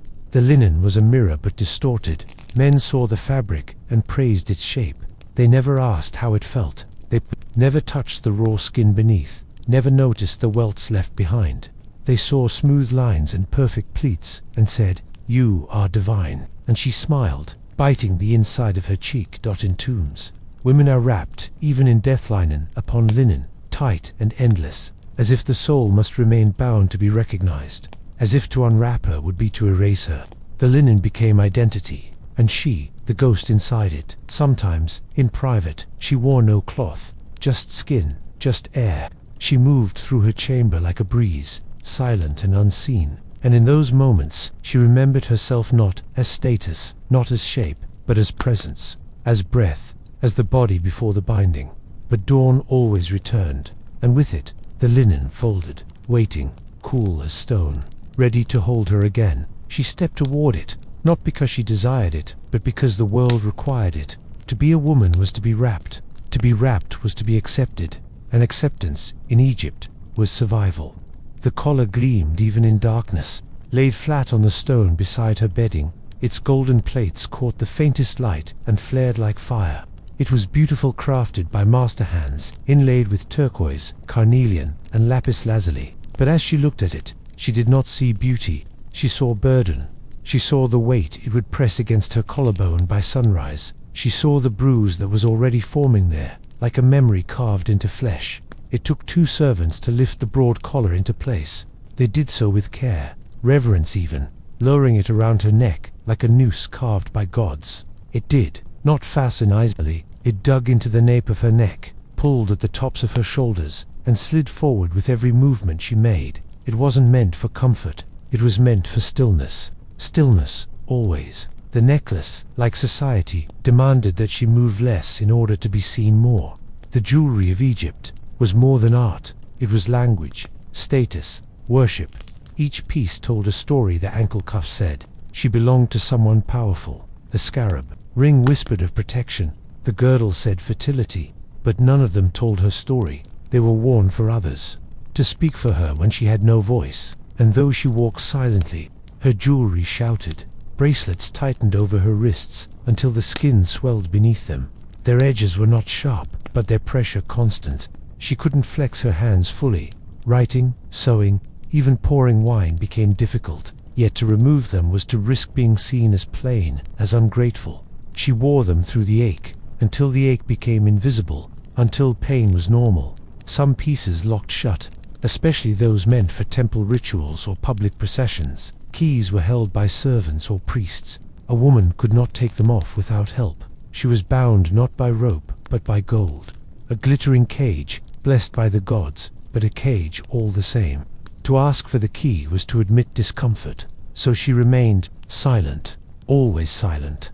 Necklaces were stacked 1, 2, 3 at a time. Thin gold threads interwoven with beads, hieroglyphs, amulets. They pinched at the nape, chafed beneath the chin. Sometimes, in the heat, the skin beneath turned red, or even blistered. The remedy was not removal but perfume. Another layer, another mask, pain-scented with lotus. Anklets jingled with every step. They were meant to sound delicate, like bells in wind, but their rhythm became a drumbeat of restriction. They knocked against bone. Some were so tight they left indents that lasted for hours, but walking without them made one invisible. A woman must never be silent. Even her feet must sing of her belonging. Earrings were sharp, heavy, pulled at lobes, until they tore. The most prized designs were those that dangled like vines-long chains of gold, and shell that brushed her shoulders. They were beautiful. They also weighed more than a child's fist. Her ears bled at night. She learned to sleep on her back, neck rigid, to keep the wounds from reopening. Finger rings were worn in layers, some on every digit, symbols of gods, of kings, of promises she never made. They made it hard to clench a fist, hard to feel. The metal trapped heat. She could not touch her own skin without feeling cold gold between her fingers. The rings taught her what distance meant even from herself. Chest plates worn by priestesses pressed flat against the sternum. They were inscribed with prayers and blessings, but their weight was relentless. With every breath, they rocked forward and slapped back again. In processions, the bruises bloomed beneath them, blue, green, yellow, hidden under linen, visible only to the woman who bore them. Crowns and diadems were worst of all. Beautiful in murals, elegant on statues, but cruel on a living head. The weight pulled down her forehead, strained her neck, caused headaches that no potion could soothe. Some were so tight, they left deep furrows on the scalp. But the tighter it clung, the higher her station. Suffering, as always, signified grace. Some days, she longed to walk without them, to feel wind on her neck, to lift her arms without clinking, to sleep without clatter. But to be unadorned was to be undone. The eyes of the court were sharp. Nobility required visibility, and visibility required sparkle, and sparkle demanded pain. Jewelry was polished before dawn. Every bead rubbed clean, every clasp tightened. Even the smallest scarab charm was treated like a relic. But the body beneath was not treated as sacred. It was a frame, a moving pedestal for gold. Her skin bruised, her joints ached, her bones bent beneath beauty. Young girls wore smaller versions. At 8, they were given their first collars. The weight thrilled them at first like holding royalty, but soon came the ache. Soon came the stillness, the early training. How to sit without shifting, how to nod without clinking, how to bear a burden and smile anyway. No woman wore the same jewelry every day. It was rotated according to ritual, status, season, moon. Each morning was a decision, not about comfort, but about message. What must she say today? Is she fertility? Is she sorrow? Is she an offering? Is she a wall, a shield, a statue? The gold would decide, not her. Men admired the jewelry. They compared their wives by it. She wore 5 bangles today, they'd say, or her girdle gleamed like the sun. They did not ask how it pressed against her pelvis, or how it pinched with every step. They loved the noise, not the silence behind it.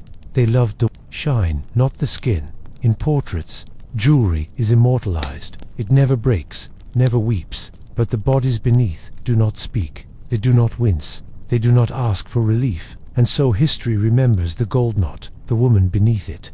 The bruises fade. The metal does not. When a woman died, she was buried in jewelry, sealed in it. Sometimes so much was packed around her that her chest could not close properly. The artisans forced the lid, pressed it shut, as if beauty must crush even in death, as if the soul must carry her burdens into the afterlife. Some women hid scratches beneath bandaged cuts and reapplied powder.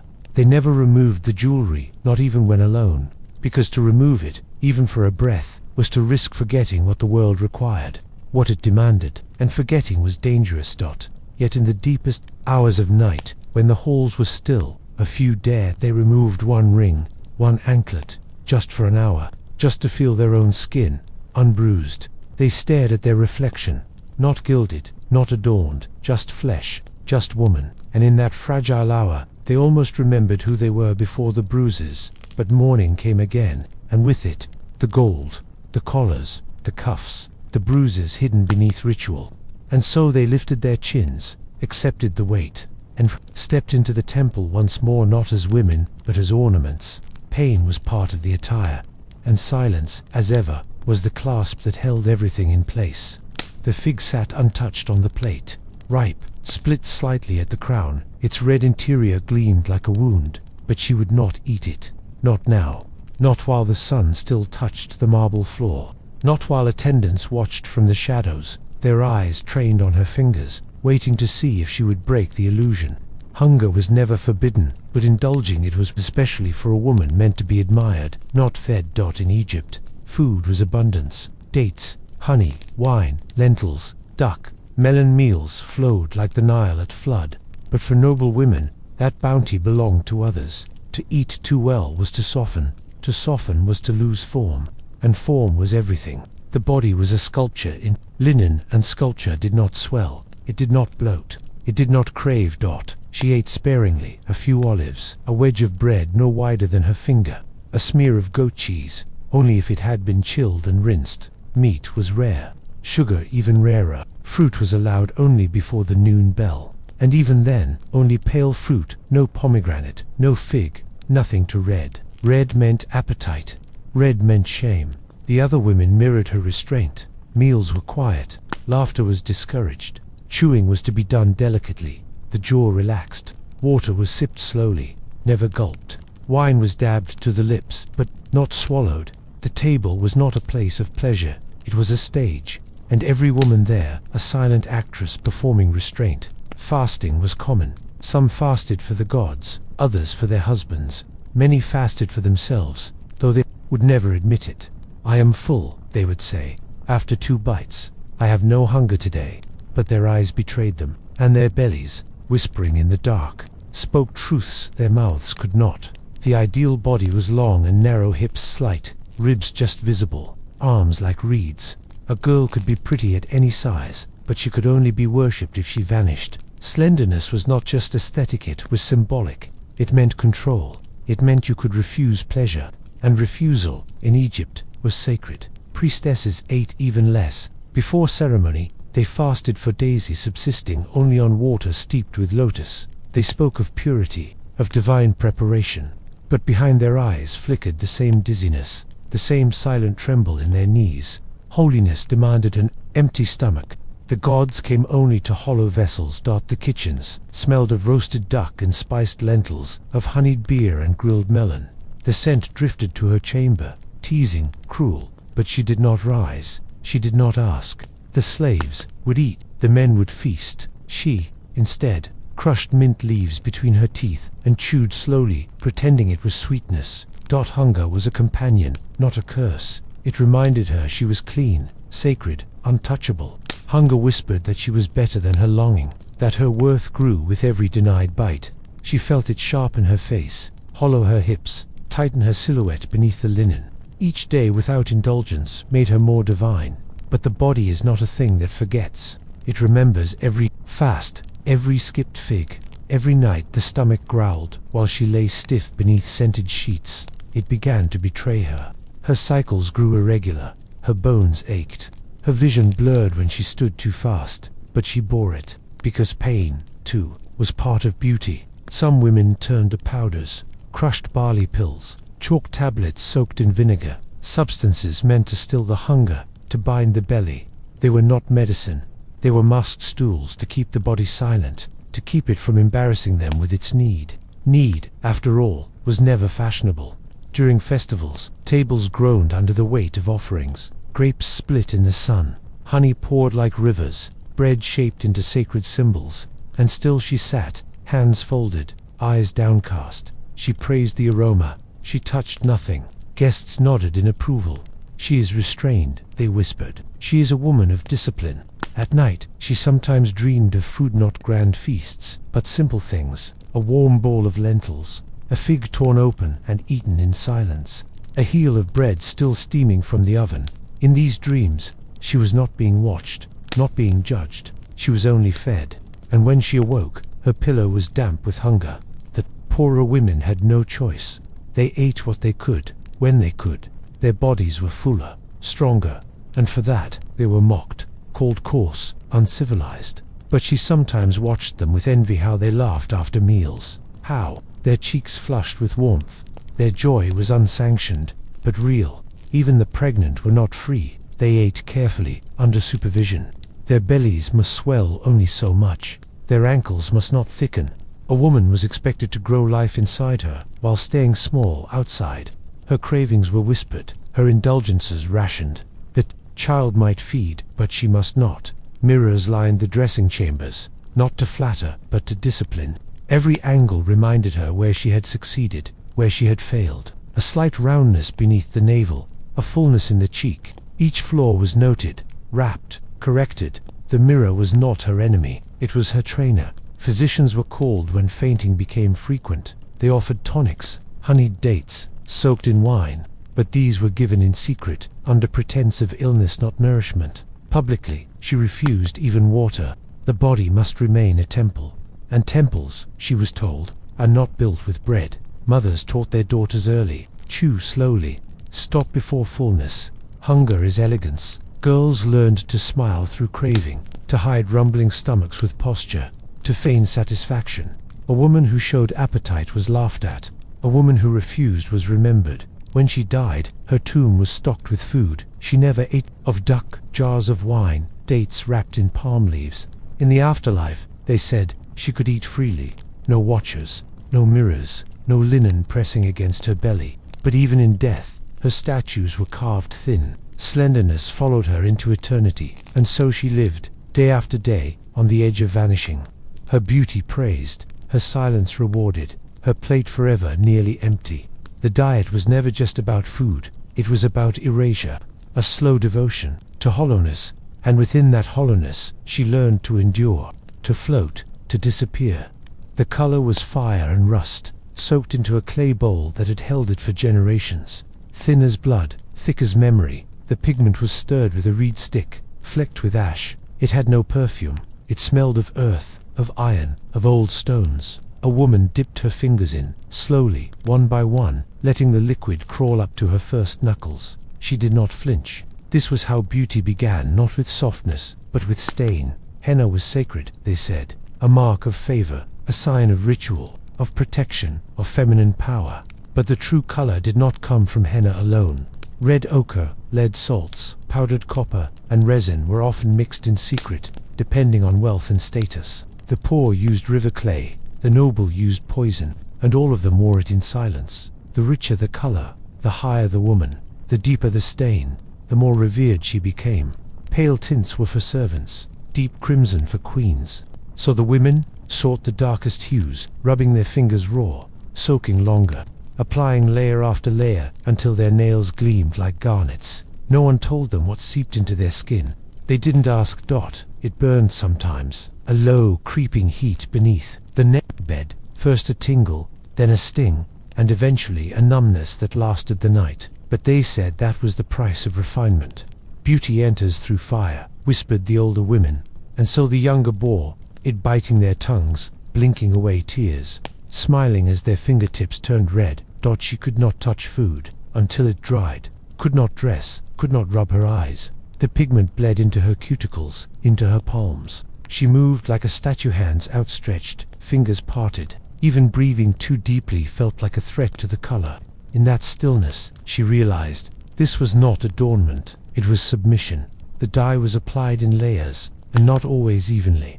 Some days it cracked, some days it peeled. But reapplication was dangerous. The more often the mixture touched her skin, the more it darkened, not in color, but in pain. Eventually the nail beds hardened, turned brittle, lifted.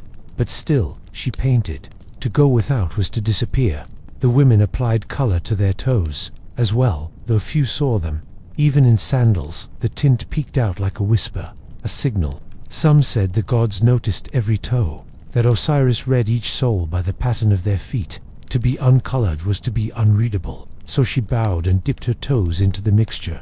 Even when they blistered from walking, the tools were carved from bone or red simple sticks, curved and sharpened. They were not made for safety. They scratched as they scraped away old pigment, left thin red lines down the nail. Sometimes she bled, but she said nothing. The wound would dry, the color would cover it. No one would know the difference. There was no mirror for nails, only memory. She remembered what the stain should look like, how deep it should soak, how long to wait before washing. Each finger had its own rhythm, its own tenderness. But she learned them all. Not because she loved her hands, but because others did. Children began the ritual at 12. Some younger, if their mothers were ambitious. At first, the pigment stung too much, and they cried. But soon they learned to endure it, to wait without twitching, to stare at the red and think of nothing. By 14, they were praised for their polish. Not for their words, not for their minds, just their color. Sometimes she felt her hands were not hers. They moved like servants, decorated like altars, never rested. The stain became permanent. After years, even when scrubbed, even when raw, the hue lingered. She was always marked, as if the paint had seeped into her soul and claimed it. The dyes stained linens, stained beds, stained lovers, but no one complained. The red was expected. If a sheet was too white, it was questioned. Does she not keep herself? They'd whisper. Has she let herself go? So she applied again, even in sickness, even in mourning. The hands must always be beautiful even if the heart had broken. During festivals, women competed silently. Whose color was brightest? Whose most even? Whose shine held beneath the sun without fading? No prizes were given, only glances. But glances were power, and power, in Egypt, was never loud. It was painted across the body in the colors of suffering. Priestesses had their own recipes, guarded by generations, tinted with herbs no one outside the temple ever touched. Their fingers gleamed like blood in moonlight, but even theirs blistered beneath the robes. Holiness did not spare the flesh. The gods required offerings. Sometimes those offerings were hands. A few women tried to stop, to wash clean, to go bare. At first it felt like relief. Their nails breathed, their hands softened. But soon came the whispers, the shame. Is she unwell? Is she poor? Has she fallen? And so they returned. Not because they missed the stain, but because the world missed seeing them wear it. No physician spoke of the dangers. No man noticed the swelling. Only other women saw the tremble in the fingertips, the bruises beneath the cuticle. But they said nothing. To speak was to betray the ritual. To admit the pain was to risk losing its meaning. So they bore it, side by side, with silent empathy. The dyes changed over time. Some grew more toxic, some less. But the expectation never faded. The red remained sacred, even when it turned black, even when it cracked, even when the nails fell off. The pigment was not just for beauty, it was a bond to womanhood, to class, to a culture that praised pain wrapped in polished dot at night. Her hands ached. The heat pulsed through each finger like a curse. But she still looked at them, still admired the color. It was the only thing she had full control over. Her words were measured, her meals restricted, her movements rehearsed. But her nails, those she chose to stain dot in tombs. Pigment jars were buried beside women, small bowls with hardened red crusts, as if still waiting for one last ritual. Their painted hands were sealed in linen, their fingertips glowing beneath death wrappings. Even in eternity, the color lingered, proof that they had once suffered beautifully. And in the morning, she would stir the bowl again, dip the brush, spread the fire across her skin, not because she desired it, but because to be untinted was to be invisible. In Egypt, women bled quietly through beauty, and even their nails remembered the pain. Pale skin was not born, it was made, carved from shadows, fed by absence, and guarded like gold. It was not the hue of nature, but of negation. The sun ruled Egypt like a god, draping the land in golden flame, but women of status were forbidden to greet it. To be pale was to be powerful, and power came at the cost of warmth, movement, and light. She woke before dawn, not to meet the sun, but to avoid it.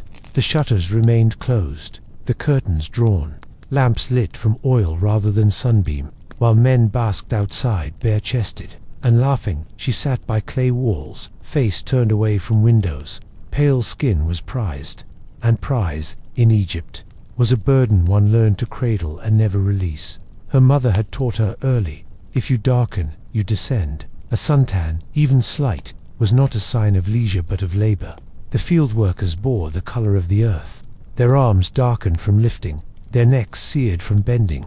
To be pale was to be above need, above toil, above the Niles. Rich servants followed her with parasols carved of ivory and gold, but even they could not shield every ray.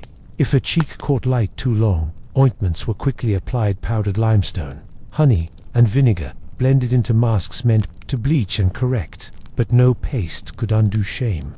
Once the skin remembered the sun, it never quite forgot. She longed to feel it, just once, to stand outside without permission, to let the warmth pierce her bare shoulders and paint her with gold.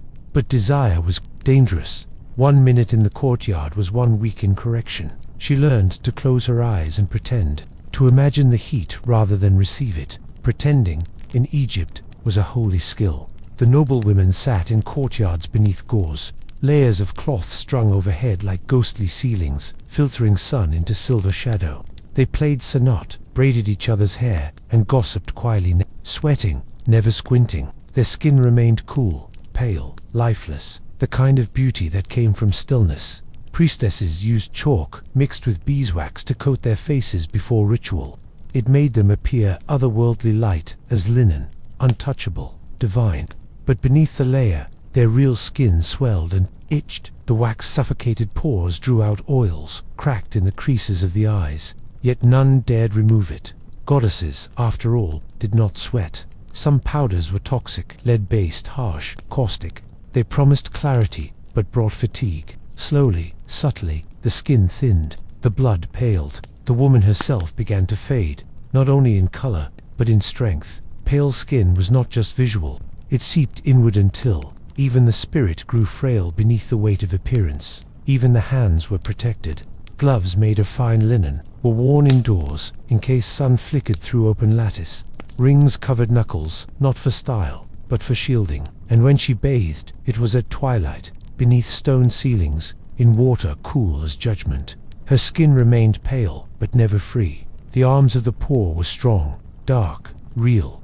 They lifted children, pulled rope, carried jugs from the river. But her slim white, soft were praised as perfect. She was told her skin was like alabaster, like moonlight, like the petals of unopened flowers. But never was she told her skin was her own. It belonged to mirrors, to husbands, to the god of appearances. Even her dreams were shaded. In sleep, she wandered gardens veiled by silk. She touched sun-dappled stone only to wake with guilt, with fear that her longing had marked her. Some nights she dreamed of burning skin blistering, brow flushed, color rushing in like floodwater. She would wake breathless, checking her hands by lamplight, still pale, still cursed. In paintings, the paler the woman, the higher her station. The queens were depicted near white, their profiles outlined in black ink, their necks long, eyes kohled. This was not accuracy, it was ideology. The darker pigments were reserved for farmers, dancers, guards. Art did not imitate life, it dictated it. Sometimes, the girls rebelled. They snuck to rooftops, let their legs dangle into light, whispered songs they were not allowed to know. But rebellion faded quickly, one scolding, one punishment, and the fear returned. Pale skin was not only a rule, it was inheritance. Break it, and you betrayed more than beauty. You betrayed lineage. Scribes never documented the illnesses caused by the powders. They praised beauty without asking what it cost. But among women, the secrets passed like breath. Rub oil first, add honey to the chalk. Never apply the lead more than twice a week. These were the remedies of prisoners, not of goddesses. There were seasons when the skin burned anyway, festivals where flames were carried, where the crowd surged, where parasols broke. And in those moments, a single ray could brand her, and the brand would last weeks. She would not be scolded openly, but servants would avoid her eyes. Guests would not compliment, and silence, in Egypt, was the sharpest rebuke. Even the scent of her skin was monitored. Pale flesh must not smell of sun, sweat, or salt. She was perfumed daily with oils of myrrh, lotus, and cinnamon, not for pleasure, but for purification. Her body, pale as it was, must remain neutral. No scent of herself was permitted. She was a shell, a vessel, a thing to be looked at, never lived in secret. She watched dancers, dark-skinned women, whose sweat made their bodies shimmer beneath torchlight. She envied their freedom, their movement, their glow, and yet she could never join them. Her role was to remain distant, still preserved, a flame kept in glass. Her child was born tan, despite every precaution. The midwives gasped, then recovered. "It will fade," they whispered. And for months, she wrapped the baby tight, shielded it from all windows. When the skin lightened, the praise returned. But she felt no victory, only sadness, as if she had erased a piece of him just to make him safe. In tombs, she would be painted white, her statues sculpted of alabaster, her afterlife predicted to be soft, still, and shaded. But she hoped quietly, selfishly, that the sun would find her there, that Ra himself would greet her not with shadow, but with warmth, that she might walk beneath his gaze without guilt, just once. But in this life, the sun was the enemy, and the pale skin, her shield. It gleamed in the dimness like armor, but it was not strength. It was denial, a beauty curated by fear, maintained by sacrifice. She looked into the mirror and saw not a woman but a ghost taught to smile. She touched her reflection not as a woman, but as an archivist, trying to preserve what time had already begun to erase. Her fingers hovered at the corner of her mouth, where a line had formed, soft, like a whisper, but unmistakable. She had learned not to speak of such lines. In Egypt, a woman did not age. She only failed to maintain herself. Youth was not a season, it was a requirement, expected to bloom forever. Women were taught to erase the years as they lived them. They did not grow. They did not gather time like stones in the hem. They stayed frozen in posture, in fragrance, in smoothness. They smiled as their backs ached, as their knees creaked, as their hands betrayed them. The face was the battlefield. Daily she rubbed her cheeks with scented oil, myrrh, frankincense, sweet almond, not for moisture, but to blur time. The shine disguised what time revealed. She massaged upward strokes, never down, as if gravity itself could be tricked. Her face was not hers. It belonged to the illusion dot in the temples. Even the goddesses were sculpted young, not one wrinkle, not one sag. Their beauty eternal, their breasts high, their faces unmarked. And so women too were expected to mirror the divine, a likeness, not in spirit, but in surface. Skin, not soul, was sacred. The older women were rarely seen. They moved in back halls, veiled, retired from feasts and ceremonies. They did not disappear, they were hidden. Time had touched them too visibly. Their laughter lines were threats, their graying hair a reminder. They had become what all feared, visible proof that the youth had an end. She began the rituals at 16, crushed pearl mixed with sour milk, clay masks pulled tight across the jaw, cold stones pressed beneath her eyes at dawn. She did not know what youth was, only that she must keep it. She lived in fear of losing something she'd never been allowed to fully possess. Some women turned to more drastic measures, leeching to purify the blood, vinegar baths to tighten the skin, pumice stones scrubbed across the elbows, knees, forehead. When bleeding occurred, they said it was proof of the treatment working. Pain was a sign of progress, and youth, they believed, must be bought with discomfort. They whispered about the queen's face, how she slept with gold foil laid across her cheeks, how her priests made paste from date pits and crushed turquoise to cool the skin. Her beauty was legendary, her age unknown, and so the women tried to mimic her, not with knowledge, but with desperation. Even the hair could not escape the lie. When strands turned coarse or dull, they were plucked. If white appeared, it was dyed with henna, but never to read. Youth had a color, and it was not silver, not flame, not ash. The scalp burned under oils, but she endured. Better a blister than to be called matron. There was no ritual for embracing age, no festival for wisdom, no celebration for lines earned through motherhood or memory. The body that carried pain, loss, and love was never praised. Only the untouched, form smooth, new, empty of wear. She felt herself become less, the more she had lived. Young girls were adorned in hope, their bodies not yet sculpted, their skin still soft. But from the moment they bled, they were warned. Stay young, remain pure in face, if not in life. Preserve the surface, even as the inside changes. Their lessons began not in aging, but in pretending not to age. Makeup was not for decoration, but deception.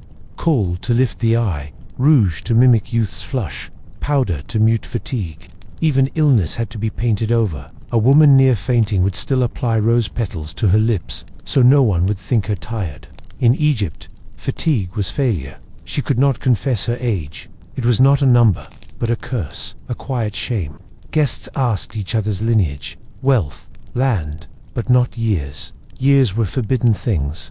The sun could rise, but she could not. Time was allowed to pass, as long as she did not. The worst day came quietly. The day a servant called her mother instead of sister. She smiled, said nothing, but inside, something crumbled. The illusion had cracked. No one else noticed, but she did.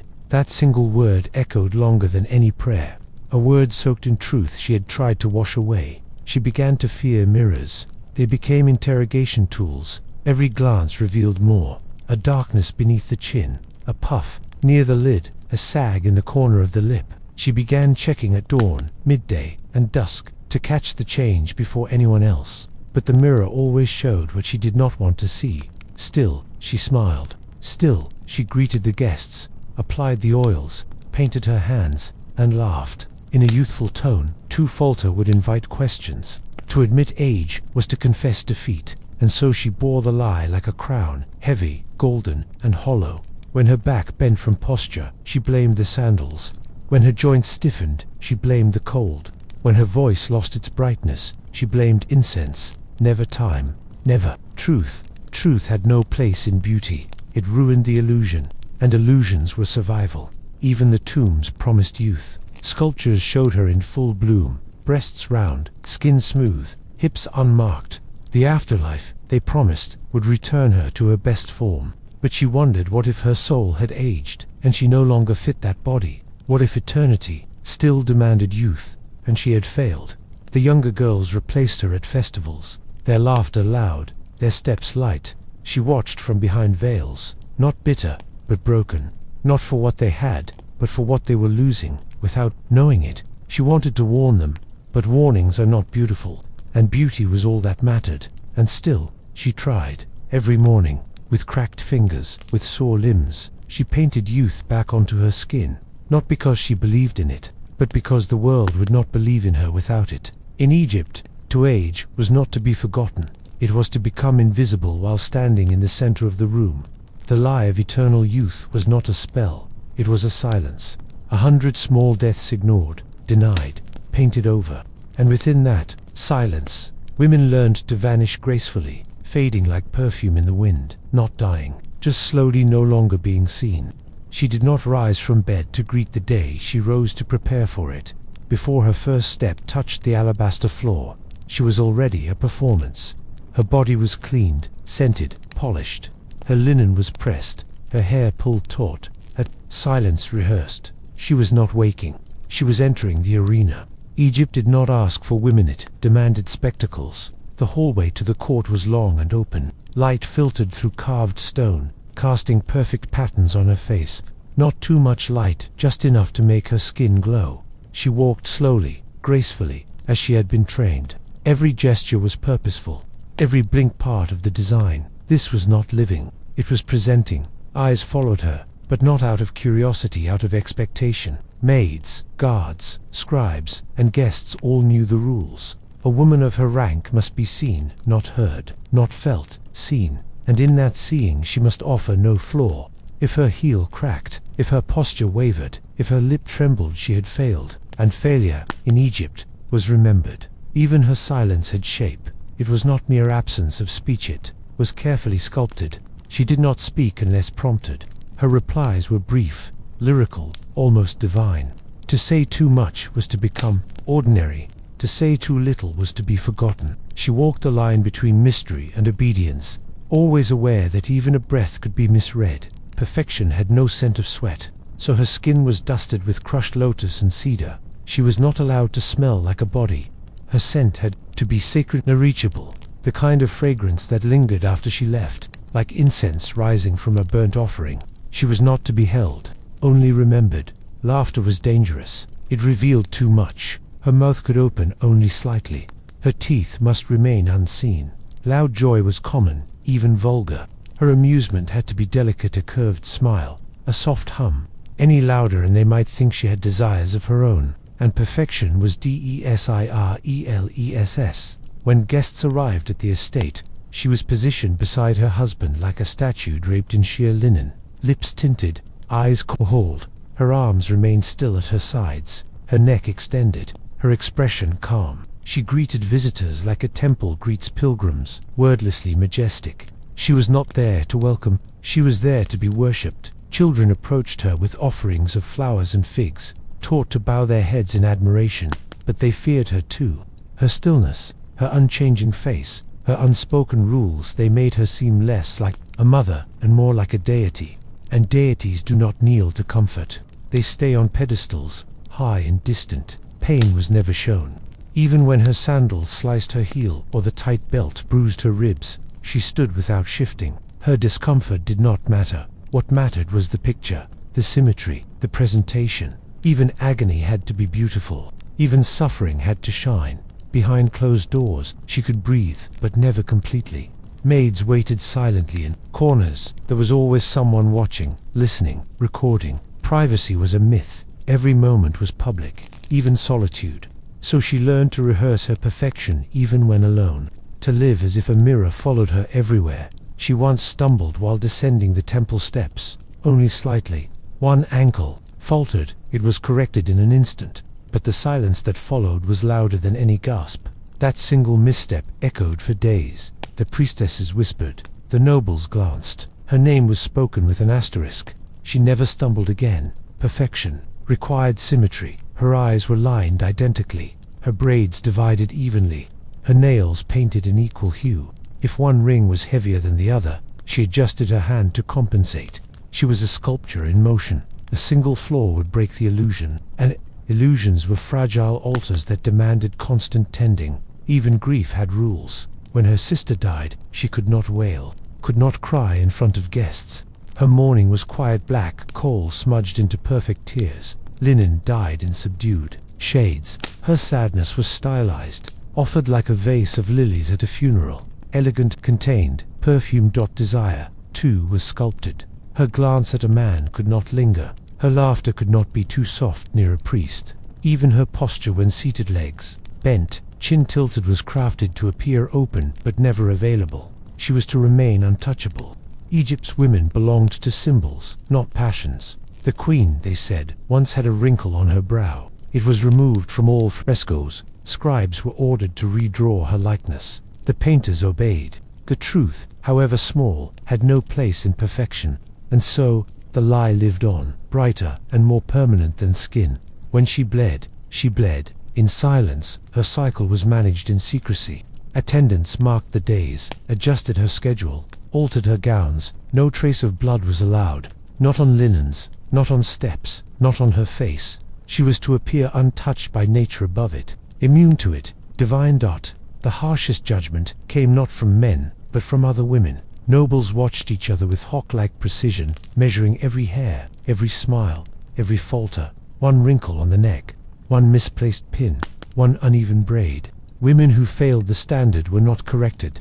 They were erased from favor. She sometimes forgot what her real face looked like. The layers of oil, chalk, scent, and silence had become her second skin. She would touch her cheek and feel nothing. No warmth, no familiarity. Her own face had become foreign. A costume she wore with skill, but not with ease. Even in illness, she smiled. The fever burning beneath her collarbone could not be seen. To ask for rest was weakness, so she attended the ritual, arms trembling beneath golden cuffs, her eyes hollow, and still they said, "She is radiant." Perfection, she realized, was the finest disguise for pain. The priests praised her, called her a vessel of mapat, harmony, order. But there was no harmony in her soul, only exhaustion, only repetition. She had become a dancer on hot stone, always in rhythm, never at rest. The gods watched, the people watched, and she dared not stop. When she laughed freely, once accidentally, joyfully, it shocked the room. She had to explain herself, tone it down, retreat. They forgave her, but the forgiveness was cold, the kind given to children. She was reminded gently that real women, perfect women, did not lose control. And so she returned to the quiet pose, the sculpted steps, the endless performance. She no longer hoped for freedom. She only hoped to endure, to keep the illusion alive just one more day, to smile beneath the mask, to breathe without showing breath. In Egypt, perfection was not praised, it was required. And when she finally closed her eyes at night, it was not sleep that came but silence. Heavy, perfect, and final, like the closing of a temple door.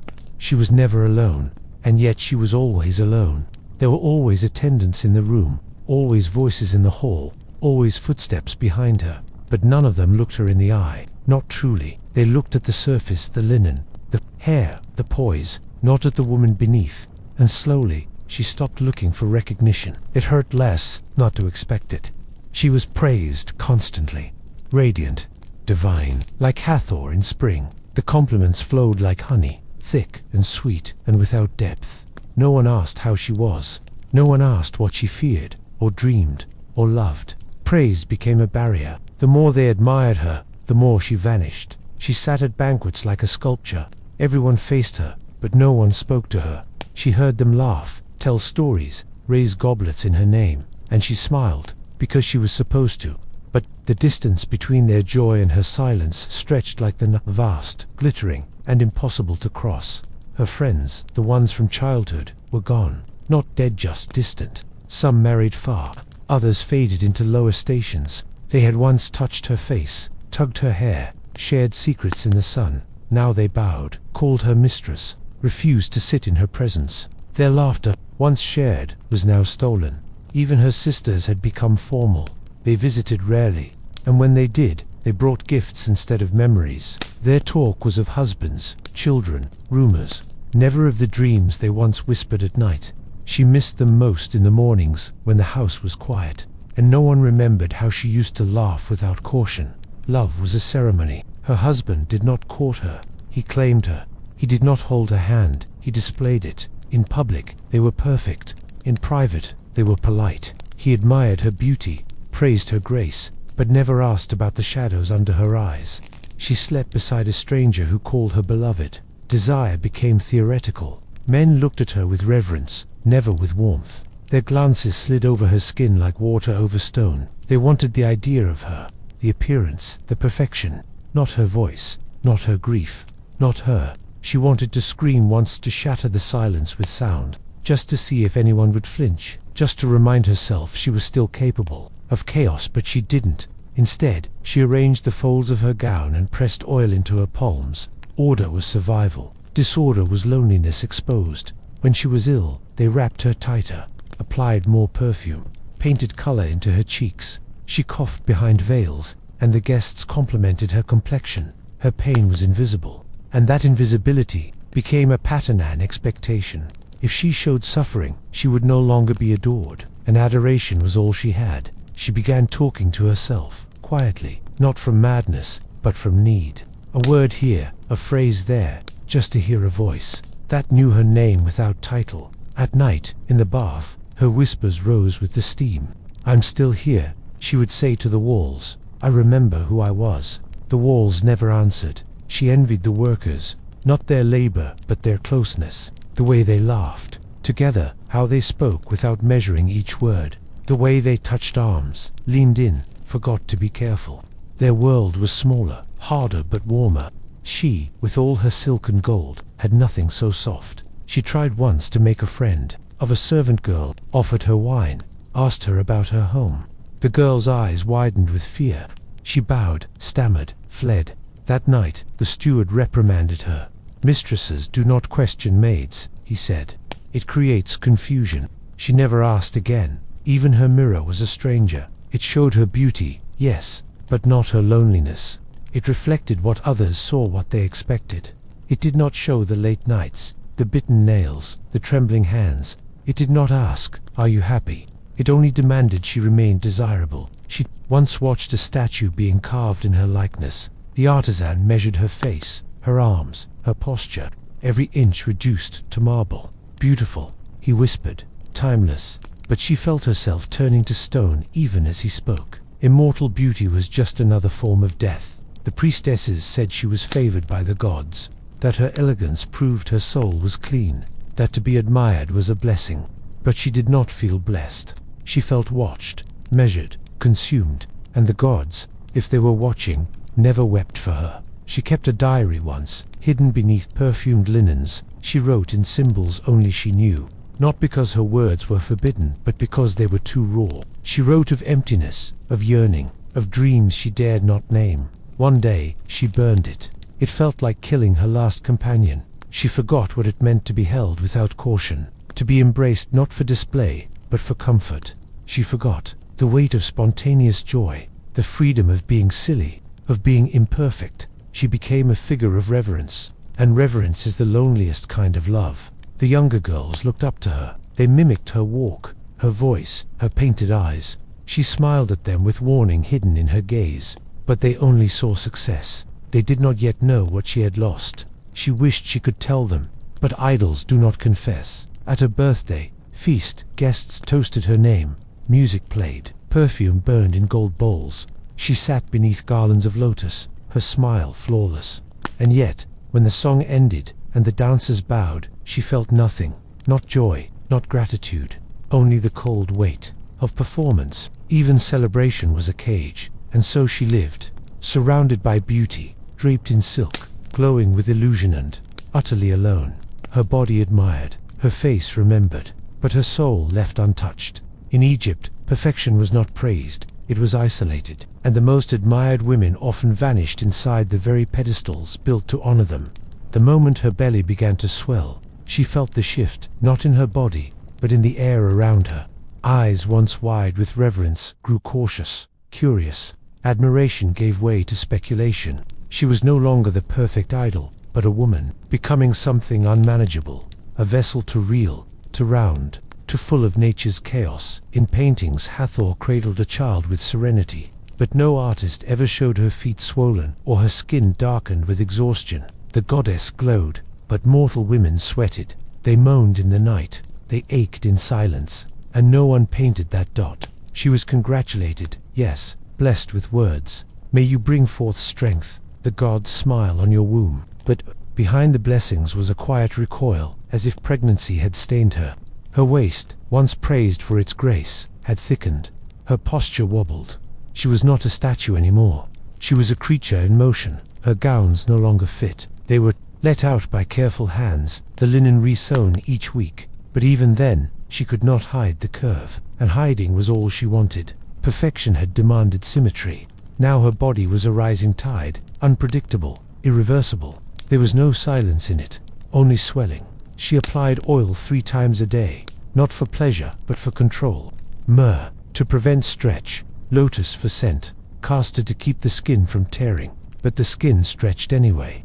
No matter how carefully she moved, how lightly she stepped, her body kept blooming, not like a flower, but like a vine overtaking a wall. Temple priests called motherhood sacred, but still, she was asked to remain discreet. Her public appearances were shortened, her seating repositioned. When she was too round to stand comfortably, she was asked to remain unseen. Reverence for the womb did not translate into reverence for the woman bearing it. Even her walk was judged. She moved slower now, with heaviness in her hips. But she must not limp, must not huff, must not hold her back. Any expression of discomfort would shatter the illusion. "You are still beautiful," they whispered, "if you carry it quietly." And so, she bore the pain with a painted smile. Her breasts ached, grew fuller than she wished. They were praised as signs of fertility, but their weight pulled at her spine. Her nipples darkened, a normal thing, the midwife said, but she stared at them in the mirror and felt unfamiliar. Her body was hers, yet it was not. It had become a terrain she no longer recognized. She missed the stillness of her former self, the poised woman in white linen who floated through the room like fragrance. Now, she left creases in the mattress. She left stains. Her ankles swelled, her thighs brushed. She was physical in a way she had never been allowed to be, and in that physicality, she felt ashamed. The baby kicked, and no one asked what it felt like. They only asked if she had eaten the right things, if her color remained, if her face was still photogenic enough for celebration. The child inside her was a symbol, but the woman, she was just a carrier. Midwives visited under moonlight. Their presence kept quiet. They checked her pulse, felt her belly, whispered herbs into her tea, but she was not allowed to cry in front of them. Even in pain, she had to remain noble. She bit her lip until it bled when the cramps came. Blood was not welcome in the house of perfection. Even dreams changed. Once filled with gardens and music, now they twisted with fears. Of birth gone wrong, of a baby silent at first breath, of her own body torn and never returning. She woke drenched in sweat, clutching her abdomen, but she told no one. Fear was not flattering. Fear was not perfect. When her nose widened slightly, they said nothing aloud, but she noticed the servants glancing. When her skin darkened in patches, they adjusted the lighting in the rooms. And when her mood turned sharp, they blamed it on imbalance, not the isolation. She was supposed to be glowing, but she felt like she was vanishing. The husband still visited. He touched her belly sometimes, stiffly, spoke to the child with formality, but his hand no longer lingered on her face. Her softness frightened him, not the softness of affection, but of change. She was becoming something he could not display. No sculptures were made of pregnant women, no temples carved swelling bellies. The divine feminine was only celebrated when wrapped in still beauty, not when groaning, sweating, leaking, transforming. She was sacred as symbol, never as sensation. Food lost its joy. Some days she could not keep it down. Other days she ate ravenously and felt guilty. Hunger was not elegant, neither was bloating. She learned to chew slowly, to hide the craving in her eyes, to leave the table before anyone could see her need. She whispered to the baby sometimes, in the bath, where no one could hear. She apologized. "I'm trying," she said, "to carry you and remain whole." But she felt herself splitting anyway. Her identity peeled away like old paint. The woman she had curated all her life could not survive this transformation. The maids began to treat her gently, not out of kindness, but fear. She was no longer their polished mistress. She was a woman on the edge of breaking. They whispered, after she passed, lowered their eyes, as if her pregnancy were not a miracle, but a bruised dot in the final weeks. She could barely stand. Her breath came in gasps. Her face rounded now, unlined, but no longer sculpted. And yet, she still sat upright, for guests, still braided her hair with gold, still forced her body into the mold she no longer fit. Perfection was demanded, even when her bones begged otherwise. The day she gave birth, it rained rare for Thebes. The chamber was dim. Incense burned thick, but it did not hide the screams. They covered the windows. No one must see her contorted face, hear her wails. The goddess could not cry, and yet she did, loud and long, as her body tore open to bring forth life. The child was healthy, a boy. They celebrated. The household bloomed with joy, but she lay in silence, empty, exhausted, and aching. No one touched her hand. No one praised her for surviving. The child was the prize. The mother was an afterthought. Dotton as her womb shrank and her beauty was slowly restored. She realized something cold the moment she became truly human. They looked away. In Egypt, perfection was divine, but life, real, raw, bleeding life, was too human to be adored. She thought death would free her, that the final breath, heavy and whole, would unfasten the tight band of perfection from her chest, but it did not. In death, she was not laid to rest, she was laid to display, still watched, still shaped, still made beautiful. Her body was cleaned before her family ever wept. The priestesses and embalmers arrived first, their hands practiced, precise. They spoke in low tones, not of grief, but of balance and process. They stripped her of linen, not in reverence, but in protocol. Death was a ritual, and she was its centerpiece. Her hair was combed with scented oil, not for comfort, but for appearance. Her face, though frozen in stillness, was painted again. The cheeks tinted with crushed rose petals, the lips reshaped with ochre. She was returned to youth through pigment, not through peace. They filled her nostrils with linen soaked in lotus and resin, lest the scent of death interrupt the illusion. Even her hands were positioned delicately, one over the other, as if in gentle prayer, though she had died with clenched fists. The beauty she had worn in life was demanded once more, even from the still. Embalming was not mercy, it was aesthetic labor. Her stomach was emptied, her organs lifted from her like stones removed from a sacred tomb. Each part treated, perfumed, wrapped, not because she was sacred, but because she had to appear so. Her eyes were sealed with beeswax, sculpted into a serene gaze. Her real gaze, the one that had once stared into the void, was erased. In its place, they placed composure, stillness, the quiet face of a woman who had never known agony. Even the incision in her side, made to remove her insides, was hidden beneath jewelry. They draped a wide collar over her chest, inlaid with turquoise and lapis, not because she would wear it again, but because her presentation could not falter. Even in the afterlife the wrapping took days. Layer upon layer of linen, each one sprinkled with oils, herbs, and prayers. But it was not just about preservation, it was about precision. The body had to lie straight, the limbs perfectly aligned. She was not allowed to rest. She was posed. Her nails were tinted with henna, her arms perfumed, her brows darkened with kohl.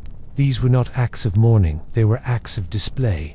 The dead must still delight the gods, and gods, like people, were said to favor beauty over truth. When her body was moved to the tomb, it was carried on a litter draped in gold. But none of the women accompanying her cried too loudly. Grief, like everything else, was curated. There were tears, yes, but they were delicate, controlled. No wailing, no collapse, only poetic sorrow. The tomb itself was a theater. On its walls, she was drawn not as she had died, pale, sunken, breathless, but as she had once been imagined, thin arms, tilted chin, eyes wide and bright, with eternal allure. She had to be perfect for eternity. The sarcophagus was carved from alabaster, polished until it gleamed like skin. Her likeness adorned its lid, younger, smoother, idealized. The woman who had once aged, ached, bled, screamed in labor. She was nowhere to be seen. Death had erased her truth and replaced it with myth. They placed amulets on her chest, not out of love, but to guard the illusion. One for breath, one for stillness, one for beauty. The heart scarab was meant to protect her soul in judgment, but even it was engraved with a face too young, too flawless, to resemble her dot in the Book of the Dead.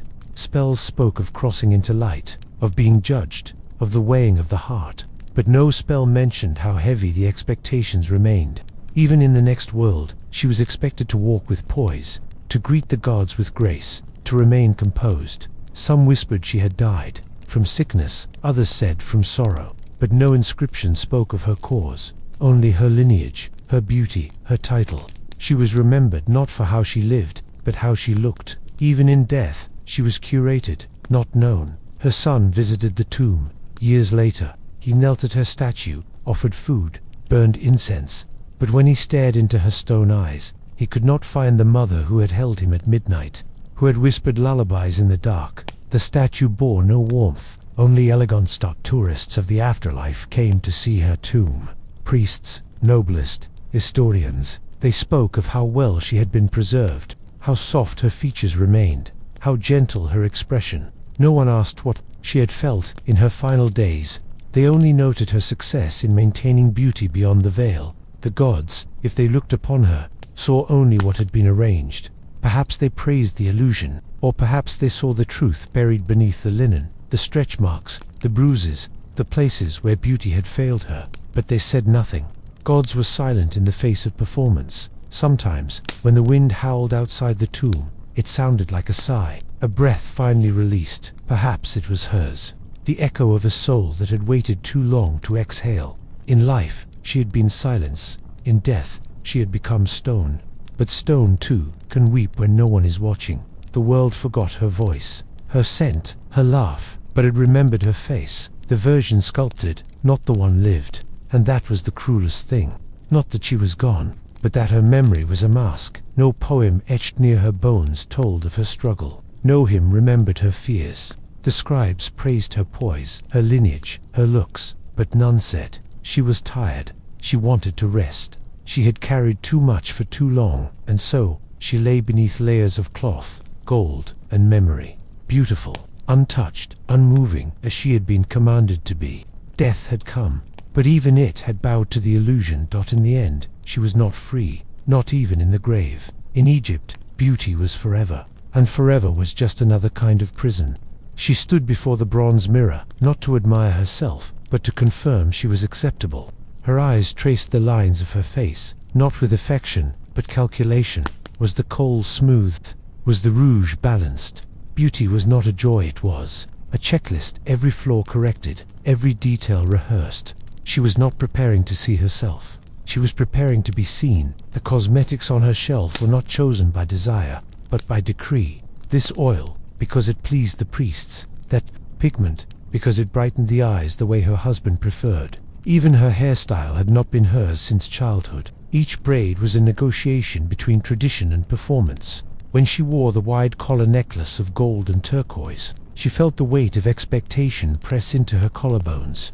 It glinted in the sun, not for her enjoyment, but for others to praise. No one asked if it pinched her skin or bruised her shoulders. Beauty that hurt was still beauty, and pain was never the point. Presentation was .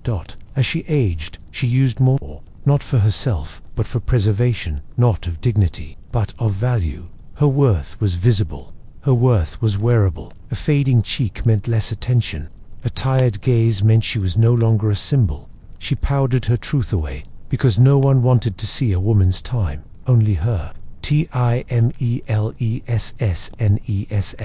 She learned early that smiles were currency, that a wet nod or soft laugh could calm tension or please a guest. So she sculpted her expressions, not because she felt them, but because she was expected to show them. Her joy was not hers. It was painted, like blush. When she stood at ceremonies, incense curling around her, she did not feel divine. She felt hollow. The hymns praising her beauty felt like foreign songs, elegant and empty. She was praised in metaphor, but not in understanding. Her soul went unnoticed. Her skin was applauded. No one asked if she liked the linen wrapped around her thighs so tightly she couldn't sit without bruising. No one asked if the sandals blistered her heels. Her discomfort was assumed, normal, invisible. She was beautiful, and therefore she was assumed content. The maids imitated her style, thinking she must feel proud. They mirrored her steps, her gestures, but they did not mirror her silence. They could not know the silence she wore, like a second robe stitched from expectations, tightened with each compliment she received from those who never looked past her surface. She watched the younger girls step into their beauty like it was destiny. They were praised for their promise, their hair untouched by oil, their faces unmarked by sun. But she saw the threads of the same web being spun around them. Soon they too would perform. Their beauty would become currency, then cage. When her husband spoke of her, it was always in terms of possession. She is lovely, she is serene, she graces the halls like a moonbeam, but never. She is kind, she is clever, she is real. He loved the idea of her, not the woman who held her breath through every feast. At night, she washed her face slowly. The removal of color felt like mourning. The version of herself that the world loved disappeared with each damp cloth. What remained, bare skin, soft lines, weary eyes, was not adored. It was merely tolerated. She could not weep in public. Tears ruined the kohl, made the lips tremble, and trembling was weakness. Her sadness had to be curated, to a lowered gaze, a sigh, a poetic turn of the head. Grief was allowed only if it was graceful. Even motherhood did not free her. The tenderness of her body after birth was not seen as sacred, but as something to correct. She was told to bathe more often, to tighten her waist again, to smile like nothing had shifted. Even as her bones realigned and her dreams broke into smaller pieces, beauty was never a reflection. It was a projection, a way of telling the world, I belong, I am worthy, I fit the mold. And so, she fitted, perfectly, and with every passing year, she felt herself recede further behind the surface, like a voice shouting from the bottom of a well lined in gold. She once tried to choose her own adornments, a simpler gown, a darker pigment. Her attendants paused. Her husband frowned. The priestess reminded her gently that her radiance was not hers to dim. And so, she returned to the script, the jewelry, the illusion. She was not allowed to age gracefully. She was only allowed to age invisibly. As each year added another worry line or grey strand, she erased it before anyone could see. Her entire existence was a cover-up, and underneath it, she did not decay, she disappeared. When artists painted her on walls, they took liberties. Her waist smaller, her breasts firmer, her eyes wider than they had ever been. She was flattered, she was offended, she was erased and replaced in the same stroke. Not her, but her ghost. The gods she prayed to were all beautiful, smooth-cheeked, adorned, perfect. Even the female deities were preserved in their youth, and so she understood. The divine did not welcome the real, only the refined. Not the woman, but the symbol of her. Her daughter once asked, "Why do you wear paint every day?" And she could not answer truthfully. She said, "It is tradition." She did not say, "Because no one listens to a bare face." She did not say, "Because being plain is being invisible." She could not pass that truth down, not yet. She did not resent beauty. She resented its price, the hours stolen, the silence taught, the hunger endured, the grief swallowed, the way it cloaked her from herself. She looked in the mirror not to admire, but to locate herself again. She often failed. She tried to remember the first time she felt beautiful. Not praised, not posed, but beautiful. She could not. That memory had been rewritten, overwritten, performed too many times. Her body had become a borrowed garment, her smile public property. When she died, they painted her eyes open in her funerary mask, as if to say, "You must keep watching, keep performing, even now, even in stillness. Beauty must not sleep, and the woman must never wake." In the end, she understood. Beauty had never belonged to her. It had passed through her, a display for others, a shrine built atop her quietness, a celebration that never asked for her consent. She had been the vessel, not the guest. And so she whispered, in her final night, not a prayer, not a plea, but a wish. May the next girl born under these stars learn to see her face without needing it to be seen.